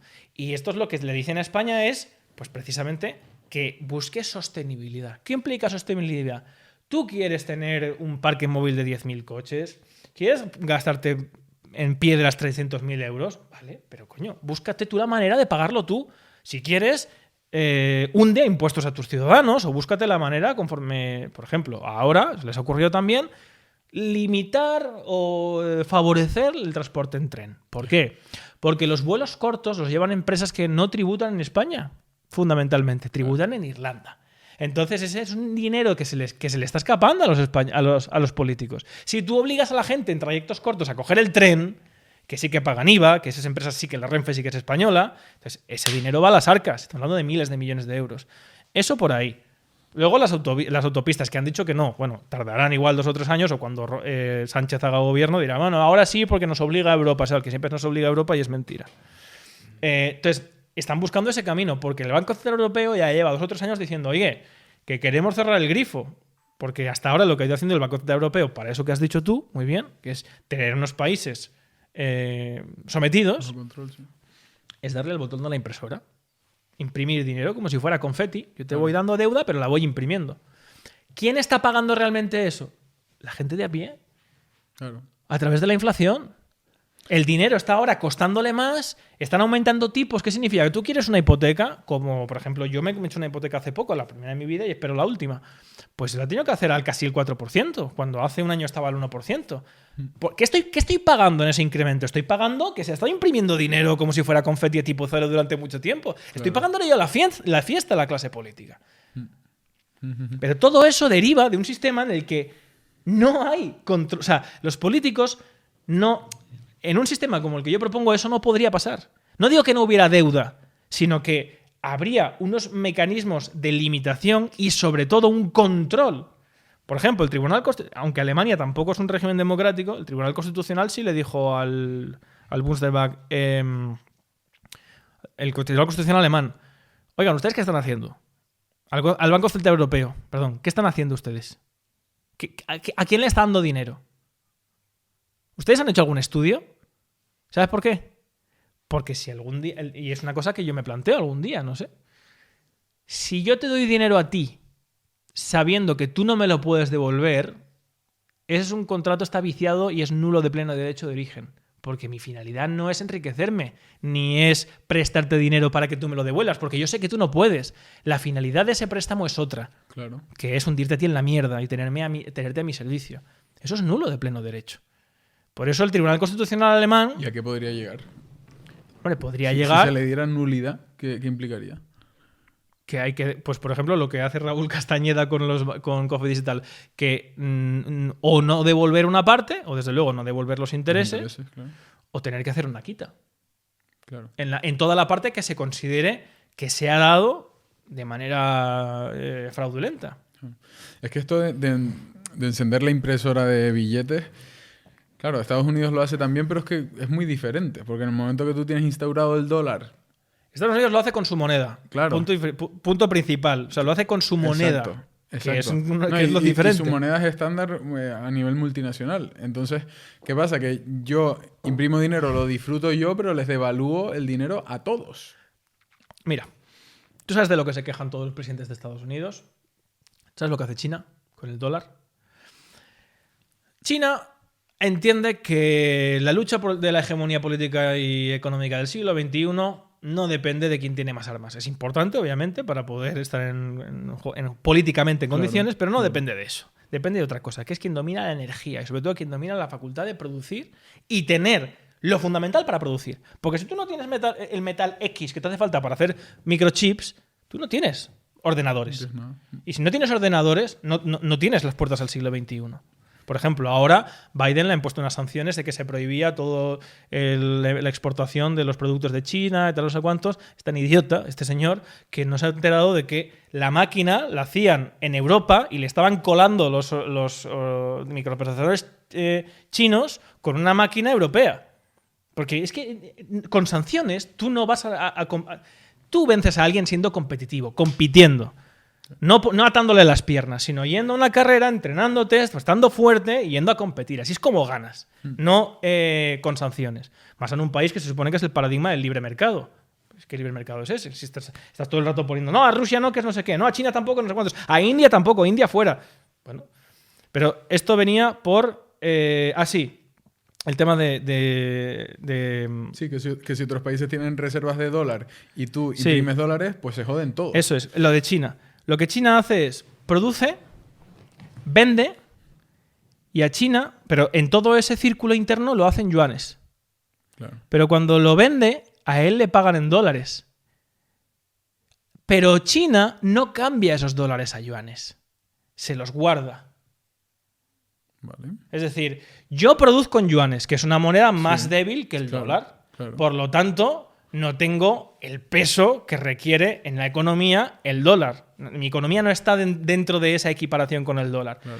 Pero vendo con dólares. O sea, tú me pagas a mí en dólares. Esos dólares yo me los guardo. Y esos dólares están supeditados a Estados Unidos y lo que quiere hacer es más, si el día de mañana yo cojo todo ese dinero y lo meto en circulación de golpe, te hago una avería que alucinas. Pero eso no afecta a mi economía. Claro. Porque yo mantengo el yuan bajo. Es decir, de lo que más se quejaba Trump y lo que, más, que él llamaba que eso es verdad, eso es hacer una trampa, eso es ser un tramposo. Es decir, si tú estás favoreciéndote de que mi moneda sea la que domina en el mundo y cobras en dólares, tienes que pasarlo a yuanes y que tu yuan también se incremente su valor. Pero China no lo hace, obviamente, porque no son idiotas. Claro. Porque China dijo, bueno, ahora que estamos más o menos en igualdad de condiciones, esto en el Fondo Monetario Internacional, vamos a crear entre todos un nuevo paradigma económico. Y Estados Unidos dijo, eso nada. Y un inciso. ¿Y cómo es ese mecanismo para quedárselo en dólares? Porque al final tú pagas algo a China y pagas a una empresa, realmente. ¿No? Ya, bueno, sí. Pero hay empresas, por ejemplo, como el rescate a Evergrande. Claro. O sea, por ejemplo, yo le digo a un banco chino... Lo de Evergrande fue muy bueno. Sabéis que Evergrande, que es la principal compañía que estuvo a punto de irse al garete y hubiera sido también... Bueno, pues de repente apareció un banco chino que le dio un dinero a Evergrande. Pero nadie sabe si Evergrande se lo tiene que devolver o no se lo tiene que devolver. ¿Por qué? Pues porque alguien llamaría a ese banco y le diría, oye, dale este dinero y que te lo doy yo. Claro. No hace falta que te lo devuelva. Claro. A ver, que los chinos no son tontos, ¿eh? que no han conseguido ponerse donde están, como decimos, a través de un cuento chino. Claro. Vale, pero o sea, el flujo es... O sea, estoy intentando entender la transacción. Claro, al no pasarlo a yuanes, no... Si tú no lo pasas a yuanes, el yuan no aumenta de valor. Y por lo tanto eres más competitivo. Claro, porque a ti lo que te interesa es el mecanismo productivo. Claro. Producir barato. Claro, exacto. Pues en el momento que sube de precio la producción en China... Vamos a poner un ejemplo para que todo el mundo lo entienda. Que esto hay algunos youtubers, que me parece horrible que lo hagan, que graban y se le mandan el vídeo a alguien que vive en Venezuela y ese persona les edita el vídeo. Y le pagan 20 euros. Que para él es una pasta. Claro. Me parece horrible. Es lo mismo. O sea, tú le estás pagando 20 pavos porque te estás beneficiando de una economía baja, en unos estándares bajos para producir bajo y barato, y te estás beneficiando de esa posición. Obviamente, si tuvieras que pagarle en la moneda de Venezuela, pues en bolívares, pues si estás dentro de Venezuela, sería una pasta pagarle, sería un sueldo como aquí, sería, pues yo qué sé, 1.500 o 1.700 pavos. Claro. Pero te aprovechas de esa, ¿sabes lo que quiero decir? Solo que a China en este caso le interesa que se aprovechen de eso para seguir siendo la fábrica del mundo, ¿no? Claro, evidentemente, por supuesto, pero por eso es que tú contra eso, ¿cómo compites? Yeah. Si esa era, en la administración Trump, el principal quebradero de cabeza que tenía él. ¿Cómo compito contra eso? Claro.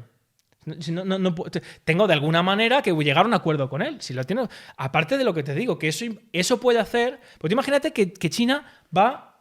no digo que lo guarde todo, igual cambia una parte, pero va guardando, y de repente coge y te hace China ¡pum! Y te pone todo ese dinero en el mercado. Claro, la forma sería comprar yuanes y pagar en yuanes directamente. Es lo único. O sea, claro, sí. En términos simplistas. Si fuera tan fácil se les hubiera ocurrido a ellos, ¿no? Mira, quiero volver un poco al principio del podcast, lo que hablamos de la capacidad de protegerse del ciudadano de a pie, del poder. A mí hubo un podcast que escuché recomendadísimo, Yeomi Park, creo que se llama, de Joe Rogan. Es una chica que escapó de Corea del Norte y a mí me cambió la perspectiva en todo el ámbito de poder y política en muchos sentidos, ¿no? Ella, por ejemplo, decía, yo por supuesto, vivo en Estados Unidos ahora, ¿no? Y decía, yo por supuesto que soy pro armas. Dice, yo he visto cómo llegaban del gobierno en Corea del Norte y de repente me quitaban, se llevaban al perro. Decían, no me gusta que los ciudadanos estén desarrollando comportamientos afectivos con animales, se requisan todos los perros y a tomar por culo los perros, se matan, fuera. Y venían y a lo mejor se llevaban a mi hermana o a mi padre o a quien sea y no teníamos ninguna forma de defendernos, ¿no? Y decía, joder, es que claro, tú no sabes nunca, o sea, parece que no hasta que sí. Y esto muchas personas venezolanas que conozco, ¿no? Dicen, mira, es que parecía que era imposible en Venezuela. Es que no solo eso, es que hace un año, el verano pasado, si el pueblo cubano hubiera tenido armas, el régimen de los Castros hubiera ido a tomar por el culo. Es que no tenían armamento. Y nadie les apoyó. O sea, y de hecho, en la Constitución de Estados Unidos, la tenencia de armas se fragua precisamente en eso. No en el derecho individual a defender tu propiedad, sino en el derecho colectivo a poder organizar una fuerza armada si el poder se vuelve despótico. Exacto.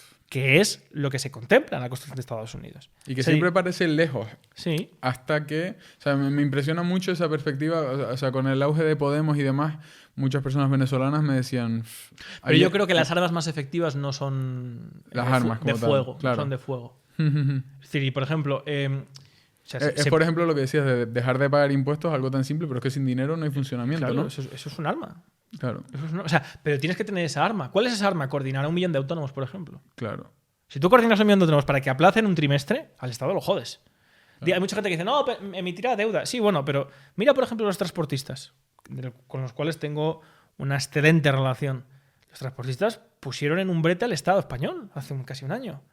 ¿Por qué? Porque dijeron, no, nosotros, ni comisiones obreras ni UGT, nosotros nos organizamos nosotros, si queréis hablar con nosotros. Terroristas, fascistas, las televisiones, no sé si os acordáis, eran los que eran lo peor de lo peor. Desayunaban niños, de hecho, en vez de churros con el chocolate en los medios de comunicación. ¿Por qué? Porque sinceramente decidieron coordinarse al margen de las estructuras del Estado. Y eso es el pánico que tiene toda la clase política de este país. Porque aparte son gente sin carácter y sin capacidad para afrontar esas situaciones. Y no sabrían qué hacer. Y les obligaron a sentarse. El problema es que eso lo solucionaron como solucionan todo en este país, subvencionando una parte importante. Por lo tanto, perdieron fuerza. Y se acabó. Ahí, igual que hicieron con los mineros, igual que hicieron con los astilleros, igual que han hecho con todo. Claro. Oye, y a nivel a nivel mundial, ¿cómo ves la situación? ¿La ves especialmente delicada ahora mismo? O sea, el otro día escuchaba, bueno, algo muy alarmante, ¿no? Que decía, ahora mismo era en el podcast de Jordi Wild, si no me equivoco. Sí. Decía, ahora mismo si China pone un dedo sobre Taiwán, se puede liar aquí la de Dios. Yo es que, por ejemplo, con el conflicto... Ahora mismo, si Estados Unidos apoya un referéndum sobre Taiwán, que es lo que dijo el otro día el exministro de Exteriores chino en una entrevista, vamos a una guerra. Pero es que, mira, lo que está pasando ahora mismo en Oriente... La gente dice, ¿por qué hablas de este tema? Lo que está pasando ahora mismo en Oriente Medio, lo de Ucrania es una broma comparado con lo que está pasando. Estamos hablando de un sitio donde están... ¿En qué nivel? En el nivel de que están las personas más poderosas del mundo implicadas en esto.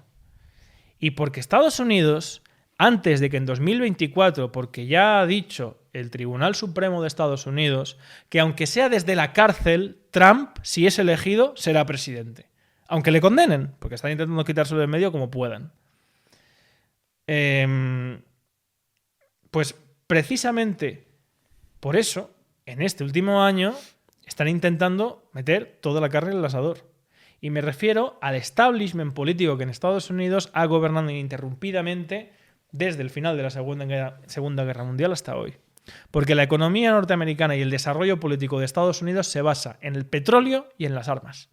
Las 5 mayores empresas de armas del mundo están en Estados Unidos. Por eso dicen, no, oye, este trimestre había un crecimiento fantástico en Estados Unidos. Hombre, claro, acaba de anunciar Biden que va a proponer 100.000 millones en armas. O sea, tú imagínate cómo vas a estar. Aparte, que esto se sabe, por ejemplo, las inversiones y las vinculaciones de los políticos que han apoyado estas propuestas y estas políticas con empresas petroleras y con empresas armamentísticas o grupos de inversión como el grupo Carlyle en empresas armamentísticas. Los Bush, los Clinton, los Obama, Biden, etcétera, etcétera. O sea, estos tíos se han hecho millonarios vinculados a empresas petroleras y de armas. Por eso su manera de entender el dominio de Estados Unidos sigue en 1945, que es a través de eso. Y ellos consideran que ahora, para frenar a China, necesitan reforzar su posición estratégica en Oriente Medio. Y eso pasa porque Israel termine de financiar esa posición. Y si nos podemos llevar por delante a Irán, perfecto, mucho mejor. El problema es que si haces eso, la cadena de acontecimientos que se puede desarrollar es la misma que la que empezó, por ejemplo, la Primera Guerra Mundial, que fue un asesinato a un noble en el centro de Europa y no tenía nada que ver, pero por alianzas y por uno. Exacto, y por otro, claro, y tal. Claro. Pues te digo, la situación en la que estamos ahora es una situación prebélica. Y es una situación gravísima. Hoy estaba comiendo con el coronel Pedro Baños, lo puedo decir porque la gente sabe que tengo mucha amistad con él, y él está realmente muy preocupado, me decía, porque él ha sido nombrado director de Seguridad Nacional. O sea, él conoce a mucha gente del ámbito de la inteligencia y la seguridad. Porque realmente el paradigma de los neocones y del establishment de Estados Unidos ahora mismo no ven otra manera de frenar a China que no sea esa. No ven otra manera. Claro. Claro, y ahí, a China, a India, a Rusia y a todos los sistema BRICS. De alianzas, BRICS, claro. ¿No? Y sería Estados Unidos... ¿Unión Europea va detrás? No, Unión Europea no va detrás, Unión 3 va debajo. Pero bueno, sí, claro. Pues, claro, fíjate, sí, cuando se abre el norte... Mira, Alemania, que fue liberada por Estados Unidos del nacionalsocialismo, desde entonces no levantó cabeza, incluso en la unificación, hasta que llega Merkel. Y Merkel empieza a hacer algo que la gente que ha estudiado historia sabe, que es que sí, Alemania, o lo que hoy en día el antiguo imperio austrohúngaro, y Francia y Rusia están unidas, entonces Europa tiene fuerza. Claro. Y Merkel empezó a trabajar en eso, con el Nord Stream 1. ¿Qué pasó cuando se inauguró el Nord Stream 1? En 2014, el Maidán, a tomar por culo en Ucrania. Estalló la guerra civil que ha llevado a la invasión de Rusia. O digamos que es el contexto que ha hecho que Rusia la invadiera finalmente con el tema de la OTAN y tal.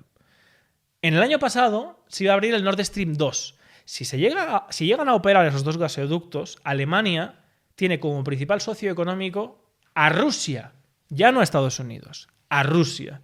Eso no se puede permitir, porque si Estados Unidos, con el auge de China, perdía su posición estratégica en Europa, Estados Unidos se podía despedir ya del siglo XXI. Digo como número uno. Entiendo. Entonces, por eso, ellos necesitaban que Europa cortara su relación con Rusia como fuera. Y fueron a por lo que sabían que Rusia iba a entrar, que es, o sea, con Ucrania. O sea, es que es como si te metes con Taiwán, con China. Son cosas que sabes que van a pasar. O sea, que Estados Unidos estaría detrás del inicio de ese conflicto, entonces. Bueno, pero eso está probado. Digo, el Maidán. En la plaza del Maidán, en 2014, los famosos francotiradores que dispararon, ya con Ukovic, etcétera, etcétera. Y luego, aunque yo creo que la decisión que tomó Rusia fue errónea, la de invadir Ucrania, no lo hace porque sí. O sea, Rusia no coge un día y dice, voy a invadir Ucrania. Entre otras cosas porque lo podía haber hecho antes. Porque en el año 2014, cuando estalla el Maidán, Lugansk y Donetsk, ellos se declaran independientes y piden la anexión con Rusia. Y Rusia les dice que no. Porque Rusia no quiere una guerra en Ucrania. Quiere que Ucrania permanezca unida bajo su área de influencia. Igual que Bielorrusia y los países que tiene como colchón de la OTAN. Podría haberlo hecho en ese momento si hubiera querido ganar terreno. Porque el país más grande del mundo no creo yo, porque ya lo que tenía era el control sobre esa zona. Pero, ¿qué pasó? La guerra civil que estalló en 2014 en Ucrania llega un momento en el que cuando se va a abrir el Nord Stream 2, Estados Unidos dice algo que todos sabíamos lo que significaba. Ojo, estoy hablando de octubre de 2021. La invasión no es hasta el 2022, febrero. Dijo el general Austin que iban a meter... ¿2022 o 23? No, 22. La invasión rusa de Ucrania. ¿Ah, sí? Sí, estamos en el 2023 ahora. Ha pasado un año. ¿Ya? Sí. Joder. Pues el general Austin dice 4 meses antes que Estados Unidos va a promover, ellos van a avalar a Ucrania para que entre en la OTAN. Eso está publicado, mírenlo. Y entonces cuando a Rusia le saltan todas las alarmas. Y durante 4 meses están negociando Lavrov y Blinken para decir, oigan, vamos a buscar lo que ustedes quieran, pero si toman esta decisión, nosotros vamos a hacer esto. Repito, para mí fue una decisión errónea, porque se ha demostrado que fue una mala decisión, porque mira cómo está Ucrania, desgraciadamente. Pero lo hicieron con esa finalidad, con la finalidad de que sabían que Rusia, y yo hice un directo el 30 de enero, después de que la segunda reunión entre Blinken y Lavrov, que cuando vi las declaraciones de Blinken dije, al 99% Rusia va a invadir Ucrania. 15 días después lo hizo. Porque no había voluntad por parte del otro agente de negociar nada. No. Va a entrar en la OTAN y ya está. Y tiene derecho a entrar en la OTAN y ya está. Oye, pero es un país en conflicto. Es un país en conflicto con una parte que va a ser masacrada, que son los que se rebelaron en 2014 contra el Maidán. Entonces, bueno, yo sé que esto es muy polémico porque va en contra de la propaganda y enseguida te llaman prorruso y tal. Pero bueno, dentro de unos años, cuando ya haya cierta perspectiva, pues las cosas se verán. Igual que la gente que busca un poco en lo que fue el Maidán en 2014 lo verá. El problema es que la gente necesita buenos y malos. Necesita que le cuentes esto como si fuera un cuento de Disney. Y no es un cuento de Disney. O sea, no es que Biden sea malo. Claro. Es que es la manera que él entiende que tiene de defender los intereses de Estados Unidos. Claro. Biden salió el otro día diciendo que Estados Unidos es la nación más poderosa de la historia del mundo. Porque él lo piensa. Y él piensa que tiene la obligación de defender a todo el mundo. O sea, que ellos tienen que tener el poder de hacer y deshacer en todo el mundo lo que les dé la gana. Sí, de ser los hermanos mayores, ¿no? Exacto. Claro. Entonces, bueno, pero no es porque sea malvado. Puede que sea un psicópata, porque no es capaz de empatizar con todo lo que están generando. Pero esto es muy cierto. O sea, estoy muy de acuerdo contigo en que al final todo es relativo y todo siempre tiene un punto de vista justificado de ambas partes. Porque es así. Si no, no ocurrirían las cosas. A ver, la unilateralidad solamente se da en casos de cosas o sea, siempre hay un interés detrás. Otra cosa es que a ti te parezca legítimo o ilegítimo, que lo apoyes o no lo apoyes. Yo repito, a mí me parece horrible lo que ha hecho Rusia y me parece un error, además, políticamente, estratégicamente. Pero es verdad que la circunstancia, yo no sé qué hubiera hecho en ese caso. Pero a mí lo que me interesa es España. A mí lo que me interesa es mi país. Yo quiero que mi país sea competitivo. Claro. Quiero que sea independiente. Quiero que aquí los ciudadanos tengamos la facultad para defendernos si un señor coge y se salta la ley. No como aquí, que hicieron todos los partidos, acordaron un encierro forzoso durante no sé cuántos meses y después llega el Tribunal Constitucional, que es un órgano creado para la corrupción, también por sí ellos, por cierto, pero cuando Napoleón, pues, y diga, no, bueno, sí, se han equivocado ustedes, pero bueno, esto queda sin efecto, no hay castigo. ¿No hay castigo? ¿Pero tú sabes toda la gente que ha cerrado sus negocios porque estuvisteis encerrados durante meses? Ilegalmente. No, pero es que también hubo confinamiento no sé dónde. Sí, pero con una serie de medidas compensatorias. La gente no sabe que mientras se confinaba en Reino Unido o en Francia, donde sea, se suspendió la tributación. Aquí no se suspendió la tributación. Se aplazó. Es que esas cosas no se cuentan, no se explican. Y cuando uno lo cuenta, yo fui el primero en Internet que explicó el 15 de marzo por qué el confinamiento en estado de alarma era ilegal. Eso está pensado para el estado de excepción. Y había compañeros míos constitucionalistas que me decían, tienes razón, pero es que esto no se puede decir. No se puede decir, claro. ¿Pero cómo que no se puede decir? ¿Por qué no se puede decir? O sea, no lo pienso yo. No, ya, pero que yo pero ¿cómo que no se puede decir? Claro. No, es que si lo dices... A ver, me refiero a compañeros que salen en la tele. Claro, es que si lo dices no te llaman más, porque claro. eso no se puede decir ahora. Pues entonces eres un mierda. Eres un mierda. Y es así. O te banean, si es que es algo... Sí, que, claro, o te banean, claro. Al final yo digo, mira, el podcast... A ver, ahora se ha convertido en algo... Bueno, o sea, ha crecido Sí, a la mucho. gente le gusta. Sí, ha crecido mucho en un año, pero al principio a nosotros nos tumbaron un podcast, nos pusieron un strike, que si no monetizas no sé qué, que no te damos la plaquita, no sé cuánto, pero digo, mira, yo al final tengo mis negocios y digo, si me tumbas el canal por decir lo que pienso, pues lo siento, pues túmbame el canal, yo voy a decir lo que pienso. Claro. Y me importa una mierda que me cierres el canal o lo que sea, ¿no? Pero claro, después digo, el poder que tienen con baneos y con movidas así a un streamer que vive de esto y que es lo que le da de comer a su familia, Claro, digo, obviamente. hostia. A ver, tú ahí tienes que ponderar siempre, ¿no? Claro. Porque Pero, por ejemplo, cuando yo me fui a Ucrania, que hubo una orden de YouTube de que no se podían decir ciertas cosas, la asistente de YouTube me dice, oye, ¿estás seguro de lo que vas a hacer? Porque yo emitía desde allí, Claro. en directo. Y decía... Ay, mierda. ¿Podéis censurar el nombre, por favor? Sí, lo quitamos. Si lo que me estás diciendo... Perdón, No, tranqui. Si... Bueno, podéis poner el pip y luego ponerlo como toma falta. Sí, no pasa nada. Si lo que me estás diciendo me disuade que algo que yo siento que es lo que debo hacer, entonces yo sería un mierda. O sea, yo no quiero mirarme al espejo y ver a esa persona y decir, no lo hago porque para mí era un deber. O sea, yo lo sentía, puedo hacerlo y no lo hago. ¿Por qué no lo hago? No lo hago porque tengo miedo. ¿A qué tengo miedo? Además, que a mí me da igual tener que volver a trabajar. Yo he trabajado de todo en mi vida. He trabajado de profesor, de camarero, bueno, me encanta la pedagogía, además de abogado. O sea, no tengo ningún problema en volver a lo que sea. Cuando estabas en Ucrania, ¿veías una brecha muy grande entre lo que se contaba por la tele y lo que veías tú, in situ? A ver, es que claro, yo estaba en el lado que, de hecho, desde el 2014 hasta la invasión de Rusia, aquí se ha dicho. Es decir, se ha defendido que el Donbass es una zona que, desde que estalla el Maidán, estaba siendo masacrada por el gobierno ucraniano, del señor Zelensky. Y ahora se dice que no, que Zelensky es un demócrata, que es el luchador de la libertad, etcétera, etcétera. Bueno, yo lo que vi allí fue... Yo, por ejemplo, me acuerdo nada más llegar, que por cierto el viaje en sí ya fue una peripecia, pero yo creo que ya me he enrollado bastante en muchas cosas. Debe haber sido una buena aventura, ¿eh? Sí, bueno, la gente que me seguía estaban todos así. Yo, de verdad que yo sentía a mi comunidad muy preocupada, pero es verdad que yo luego ya dije que yo subía las cosas, salvo las emisiones en directo, yo subía las cosas siempre un día después, Claro. para que no supieran por dónde iba. Además tuve que ir en tren. Entré por el norte, por Helsinki y bajé San Petersburgo, Moscú, Rostov y en Rostov Donetsk. Pues cuando llegué allí, el primer día, claro, yo no conocía a nadie, ni sabía nada, ni tal. Y había una chica de protección civil, que es la que dice, bueno, hola, tal, periodista acreditado, tal. Bueno, yo me voy a encargar de acompañarle, de llevarle a donde usted me diga. Era yo quien les decía dónde quería ir en cada momento, porque yo no quería que me llevaran algo preparado. Claro. ¿Tú qué quieres ir? Y yo les decía, quiero que me llevéis ahora mismo, porque yo nada más llegar me acuerdo que oía, ¡bum! ¡Pum! Digo, ¿eso qué es? Y me dice, no, que están bombardeando aquí. Pero te lo dicen como, no, que esto es una cerveza que está muy rica, tal, te lo tomas luego y la pruebas. No, que están cayendo bombas aquí al lado. Y yo, ¿cómo que bombas? Claro, yo venía por primera vez de un país como España, aquí no sabemos lo que es eso. Claro.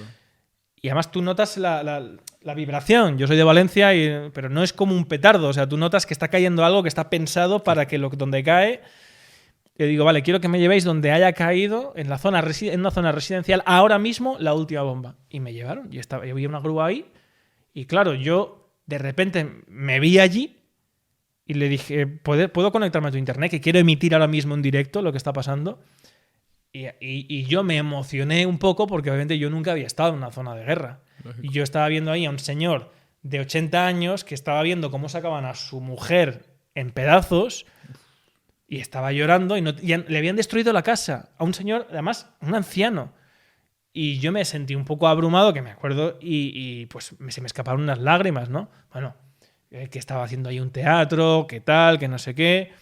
Y entonces ya me lo tomé de otra manera. Y no emití así más en directo por si me volvía a pasar. Decidí grabarlo todo y luego hacer, como he hecho, 4 episodios de diferentes zonas donde yo le decía, pues hoy quiero ir a Mariupol. A Mariupol, por ejemplo, al principio me dijeron que no podía ir, porque Mariupol era frente. O sea, Mariupol era frente. De hecho, donde fui yo, que fue la zona de refugiados, no me dejaron entrar dentro de la ciudad por los francotiradores.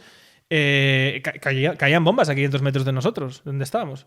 Wow. O sea, y claro, es una experiencia que obviamente no olvidaré nunca.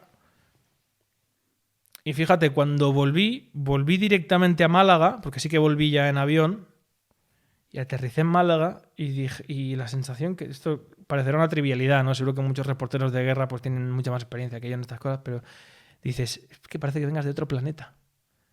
Parece que vengas de otro planeta. O sea, vienes de un sitio donde la gente a las 10 tiene que estar en casa si no te pueden matar. Igual donde estás te puede caer un pepinazo y estás muerto.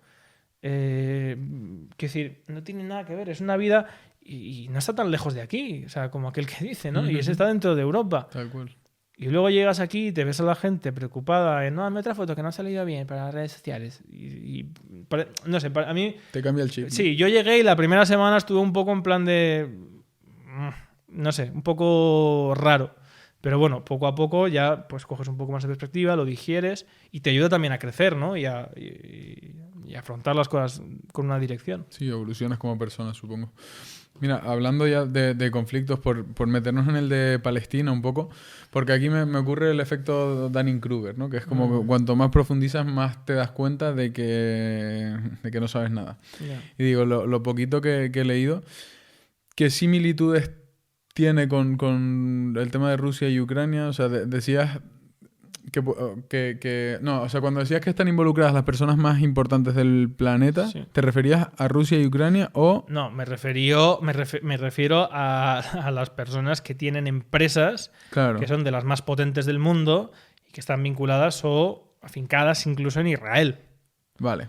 O sea, a Vale. ver, Israel no es ni el gobierno del señor Zelensky ni es Rusia. De hecho, bueno, no te lo voy a enseñar porque no me gusta enseñar nada que no pueda enseñar a cámara. Pero yo estuve a punto de irme a Gaza la semana pasada. Vale. Y se lo hice a varios compañeros porque yo creo que es importante ofrecerles, igual que hice entonces, ofrecerles esa alternativa de hoy. Porque todos los medios ahora están vendiendo una cosa, porque es lo que interesa. Pero es que eso nos puede llevar a una guerra de verdad.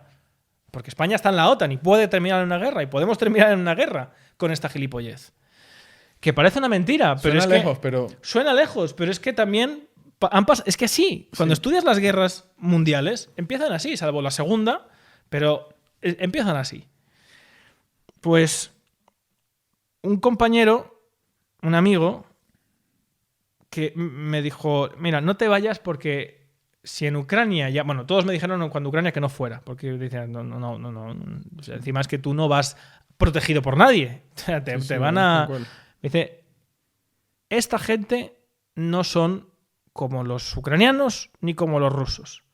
Primero, tienen el mejor sistema de inteligencia del mundo y como tú digas algo allí que no es lo que ellos quieren que digas, hasta luego, y encima van a utilizar tu muerte para vender una cosa, porque encima tienes repercusión en tu país, porque esa persona no es de aquí. Y me mandó una noticia de su país, de un periodista que había muerto allí, que había muerto. Y dije, hombre, pero eso ya lo asumo, que jamás puede hacer eso. Me dice, no, jamás no. Israel. Y dije, bueno, vale, pues no voy. Ya. Por si acaso. Sí, porque iba a entrar desde Tel Aviv. Mira, yo lo dije el otro día, Hamás es una organización que actúa de manera terrorista. Lo del otro día, del sábado, no tiene nombre. Y hay que acabar con eso. O sea, hay que acabar con esos terroristas. Creo que hay que acabar con ellos, o encerrarlos, o hacer algo, o juzgarlos, o lo que sea. Pero eso no tiene nada que ver con lo que está pasando. En primer lugar, ¿quién financia Hamás? Qatar. Y cuando tú ves cosas que la gente no... Esto se le he pasado a muchos periodistas que conozco. Y esto sí, porque esto lo publiqué el otro día en Telegram y lo puedo enseñar porque está publicado en el Jerusalem Post.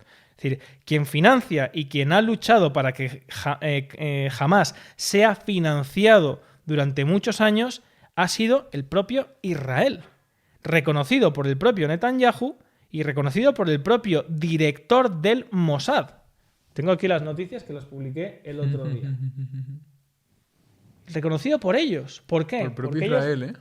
Claro, pero porque como dice Netanyahu, si para acabar con la solución de 2 estados, que fue la que aceptó Arafat, que es la que no quiere Israel, tienes que dividir a los palestinos.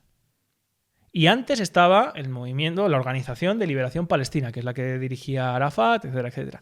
Si tú creas otra organización que compita con esta y le quitas poder, divides, fragmentas, y por lo tanto estos, además que los financias para que sean más radicales y más nacionalistas y tal, estos no van a aceptar la solución de 2 estados. ¿Te interesa apoyar a esos? Claro. Es decir, Hamás es una creación publicado por los propios medios israelitas, repito, del gobierno del señor Netanyahu. A mí todavía me tienen que explicar, y esto se ha dicho en la ONU, cómo el país con el sistema de seguridad e inteligencia más grande del mundo, en una de las zonas más vigiladas del mundo, donde no se mueve una lagartija sin que se despliegue a los 30 segundos un comando, y hay vídeos en internet sobre esto, de una persona que pasa por ahí y se la cargan al momento, la franja de Gaza, entran unos árabes en chanclas subidos en una camioneta con Kalashnikov, como Pedro por su casa, Y el ejército de Israel tarda 6 horas en activarse. 6 horas. A mí eso me lo tiene que explicar todavía alguien, porque yo sigo sin comprenderlo. Claro. Cuando hacen eso, además, el pretexto de ahora es guerra contra el terror. Vamos a acabar con el terrorismo. Vale, venga, vamos a acabar con Hamas. Vamos a invadir Gaza. ¿Cómo que vas a invadir Gaza? No, porque Hamas está en Gaza. Ya. Pero si invades Gaza, pasará como en Afganistán.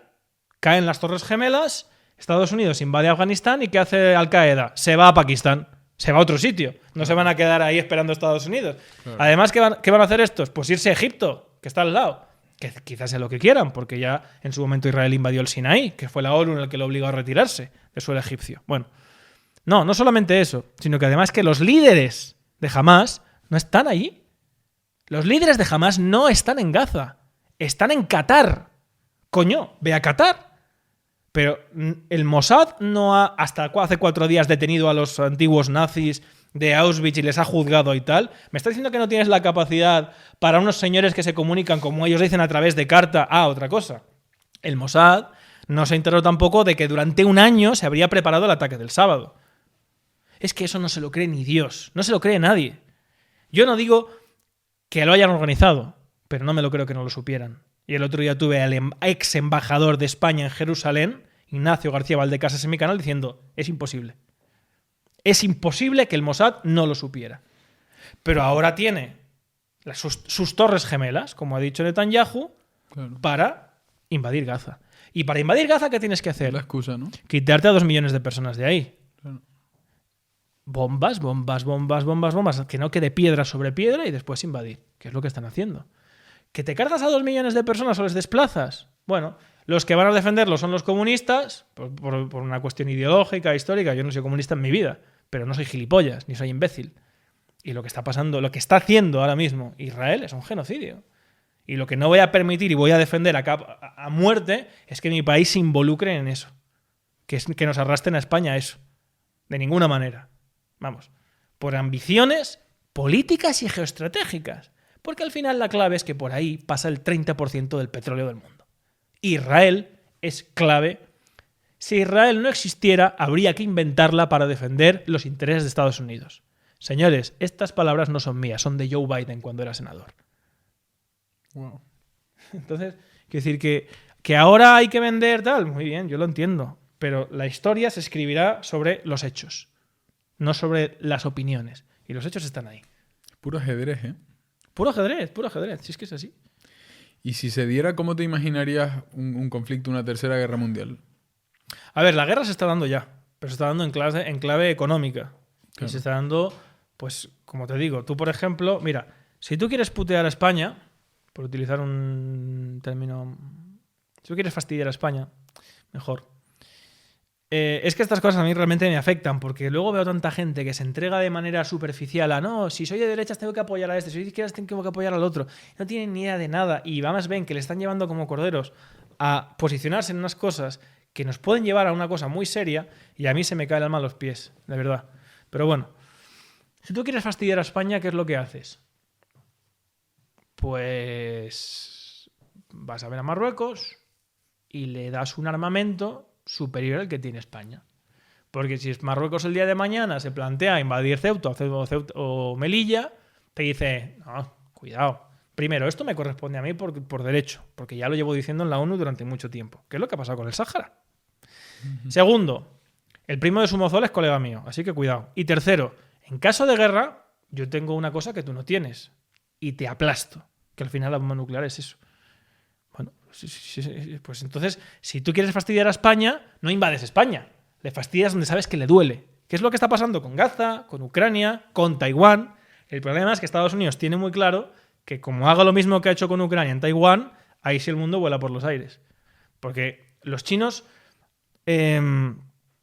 huyen de alguna manera de lo que sean los conflictos bélicos. Pero no son idiotas. Y lo que están haciendo, lo que han ido haciendo también, no inocentemente, es todos los países, muchos países de Latinoamérica, pero todos los países de África, con recursos económicos clave para la producción, que tenían gobiernos puestos por Estados Unidos, dar un golpe de Estado. y poner un gobierno, pues, colega mío. O, como el caso de Somalia. Somalia no tenía puerto. Llega el gobierno de Xi Jinping y te dice, tú necesitas un puerto, estás en el Cuerno de África. O sea, por aquí pasa todo el comercio mundial. Imagínate si te pongo aquí un puerto, lo que puede ser para ti. Ya, pero somos uno de los países más pobres del mundo, no de África. No te preocupes, yo te hago el puerto. En 6 meses te hago el puerto. No cualquier puerto, uno de los mejores puertos de África. Te lo hago yo, gratis, así. Ahora, allí tienes litio, allí tienes tal, allí tienes no sé qué. Voy yo con mis empresas, tú no tienes que gastar nada y me lo llevo. ¿Quién va a decirle que no es? Yeah. Esa es la ruta de la seda que está construyendo China. Estados Unidos no puede competir contra eso. Podría, pero tendría que cambiar totalmente el paradigma al 100%, que es, vamos a olvidarnos de todo el tema de mantener la OTAN, que es lo que decía Trump. Trump decía, señores, ¿qué sentido tiene tener una flota en el Pacífico, en el Mediterráneo, tal? Que lo paguen sus países. Ese dinero vamos a invertirlo en ser competitivos, claro, en empresa, en luchar contra China en tecnología, en la carrera espacial, en el 5G. Eso es lo que decía Trump. Bueno, pues yo estoy a favor de eso, en primer término, porque abre la posibilidad de que España pueda recuperar una posición en el mundo. Y segundo, porque creo que mucha menos gente va a morir en ese camino. Y a nivel armamentístico, ¿cómo te imaginarías ese conflicto? Son una guerra... A ver, a nadie le interesa obviamente llegar al punto en el que se aprieta el botón. Claro. Pero se puede coquetear con esa posibilidad. Además, no sería como una Segunda Guerra Mundial. No sería como una Segunda Guerra Mundial. De hecho, como te digo, la guerra ya se está produciendo y se está produciendo en clave económica y se está produciendo con las piezas de ajedrez. Claro. El problema es que las piezas de ajedrez, ¿quiénes son? Ucrania, Gaza, y a ellos les da igual. Ucrania es un país que no se va a recuperar de lo que le está pasando. O sea, Ucrania es un país que, o sea, yo digo que lo peor que le está pasando, lo de Ucrania, siempre digo, quien más está perdiendo con lo de Ucrania es Europa. Pero el primero es Ucrania. O sea, Ucrania va a quedar devastada. Y desde luego, quien pierde es Europa, después de los propios ucranianos. Pero a ellos les da igual, porque lo que ellos ven es una posición geoestratégica de acuerdo con sus intereses, que es natural. Es que eso pasa desde el Imperio Romano, desde Alejandro Magno hasta hoy. O sea, tú defiendes tus intereses y en pro de defender tus intereses actúas como tengas que actuar. Claro. Pues Rubén, lo vamos a dejar por aquí. Ha sido un verdadero placer. Espero no haber divagado mucho, pero quería tocar estos temas con profundidad y de verdad te felicito mucho por el trabajo que estáis haciendo. Espero que sigáis creciendo. Igualmente. Y sí te pediría un favor antes de irme. Sí, claro. Cuando fui al canal de Jordi, que me trató súper bien, yo soy un tío fantástico, Jordi Wild, se comprometió conmigo a hacer un debate con un independentista. Vale. Si tú quieres y te parece bien, un día quiero que me pongas delante a un independentista. Vale, independentista... Si puede ser catalán, mejor. Catalán, vale. Que son los que... Quiero decir, a toda la gente que defiende que España es una nación de naciones, que tienen derecho a separarse de España, que España les roba, etcétera, etcétera. Oye, a debatir. Sí, perfecto. Además, lo hemos hablado un par de veces de hacer otros formatos por variar un poco de debate. Te lo digo porque yo soy consciente de, por ejemplo, de que a Gabriel Rufián le han ofrecido 5 cifras, una persona que ha estado en tu podcast le ha ofrecido 5 cifras para debatir conmigo y ha dicho que no. Y a mí eso me sorprende, porque siendo catalán y tal, pero bueno... A ver si lo podemos conseguir. Eso estaría bien, la verdad. No, pues que quede aquí el aviso y además lo pondré por stories o algo. Pero sí, además hemos estado planteando hacer otros formatos. Cuando yo con independentista me refiero con un político independentista. Con alguien que tenga... Sí, no con uno que está ahí en la calle, en la plaza del pueblo. Creo que hay que delimitar muy bien los acuerdos contractuales para que no... O sea, que con un político independentista. Bien. Perfecto. Pues gracias, Pedro. Esto ha sido fantástico y te agradezco mucho la invitación. Y estás invitado a mi canal cuando tú quieras. Brutal. Algo haremos seguro. Bueno, gracias.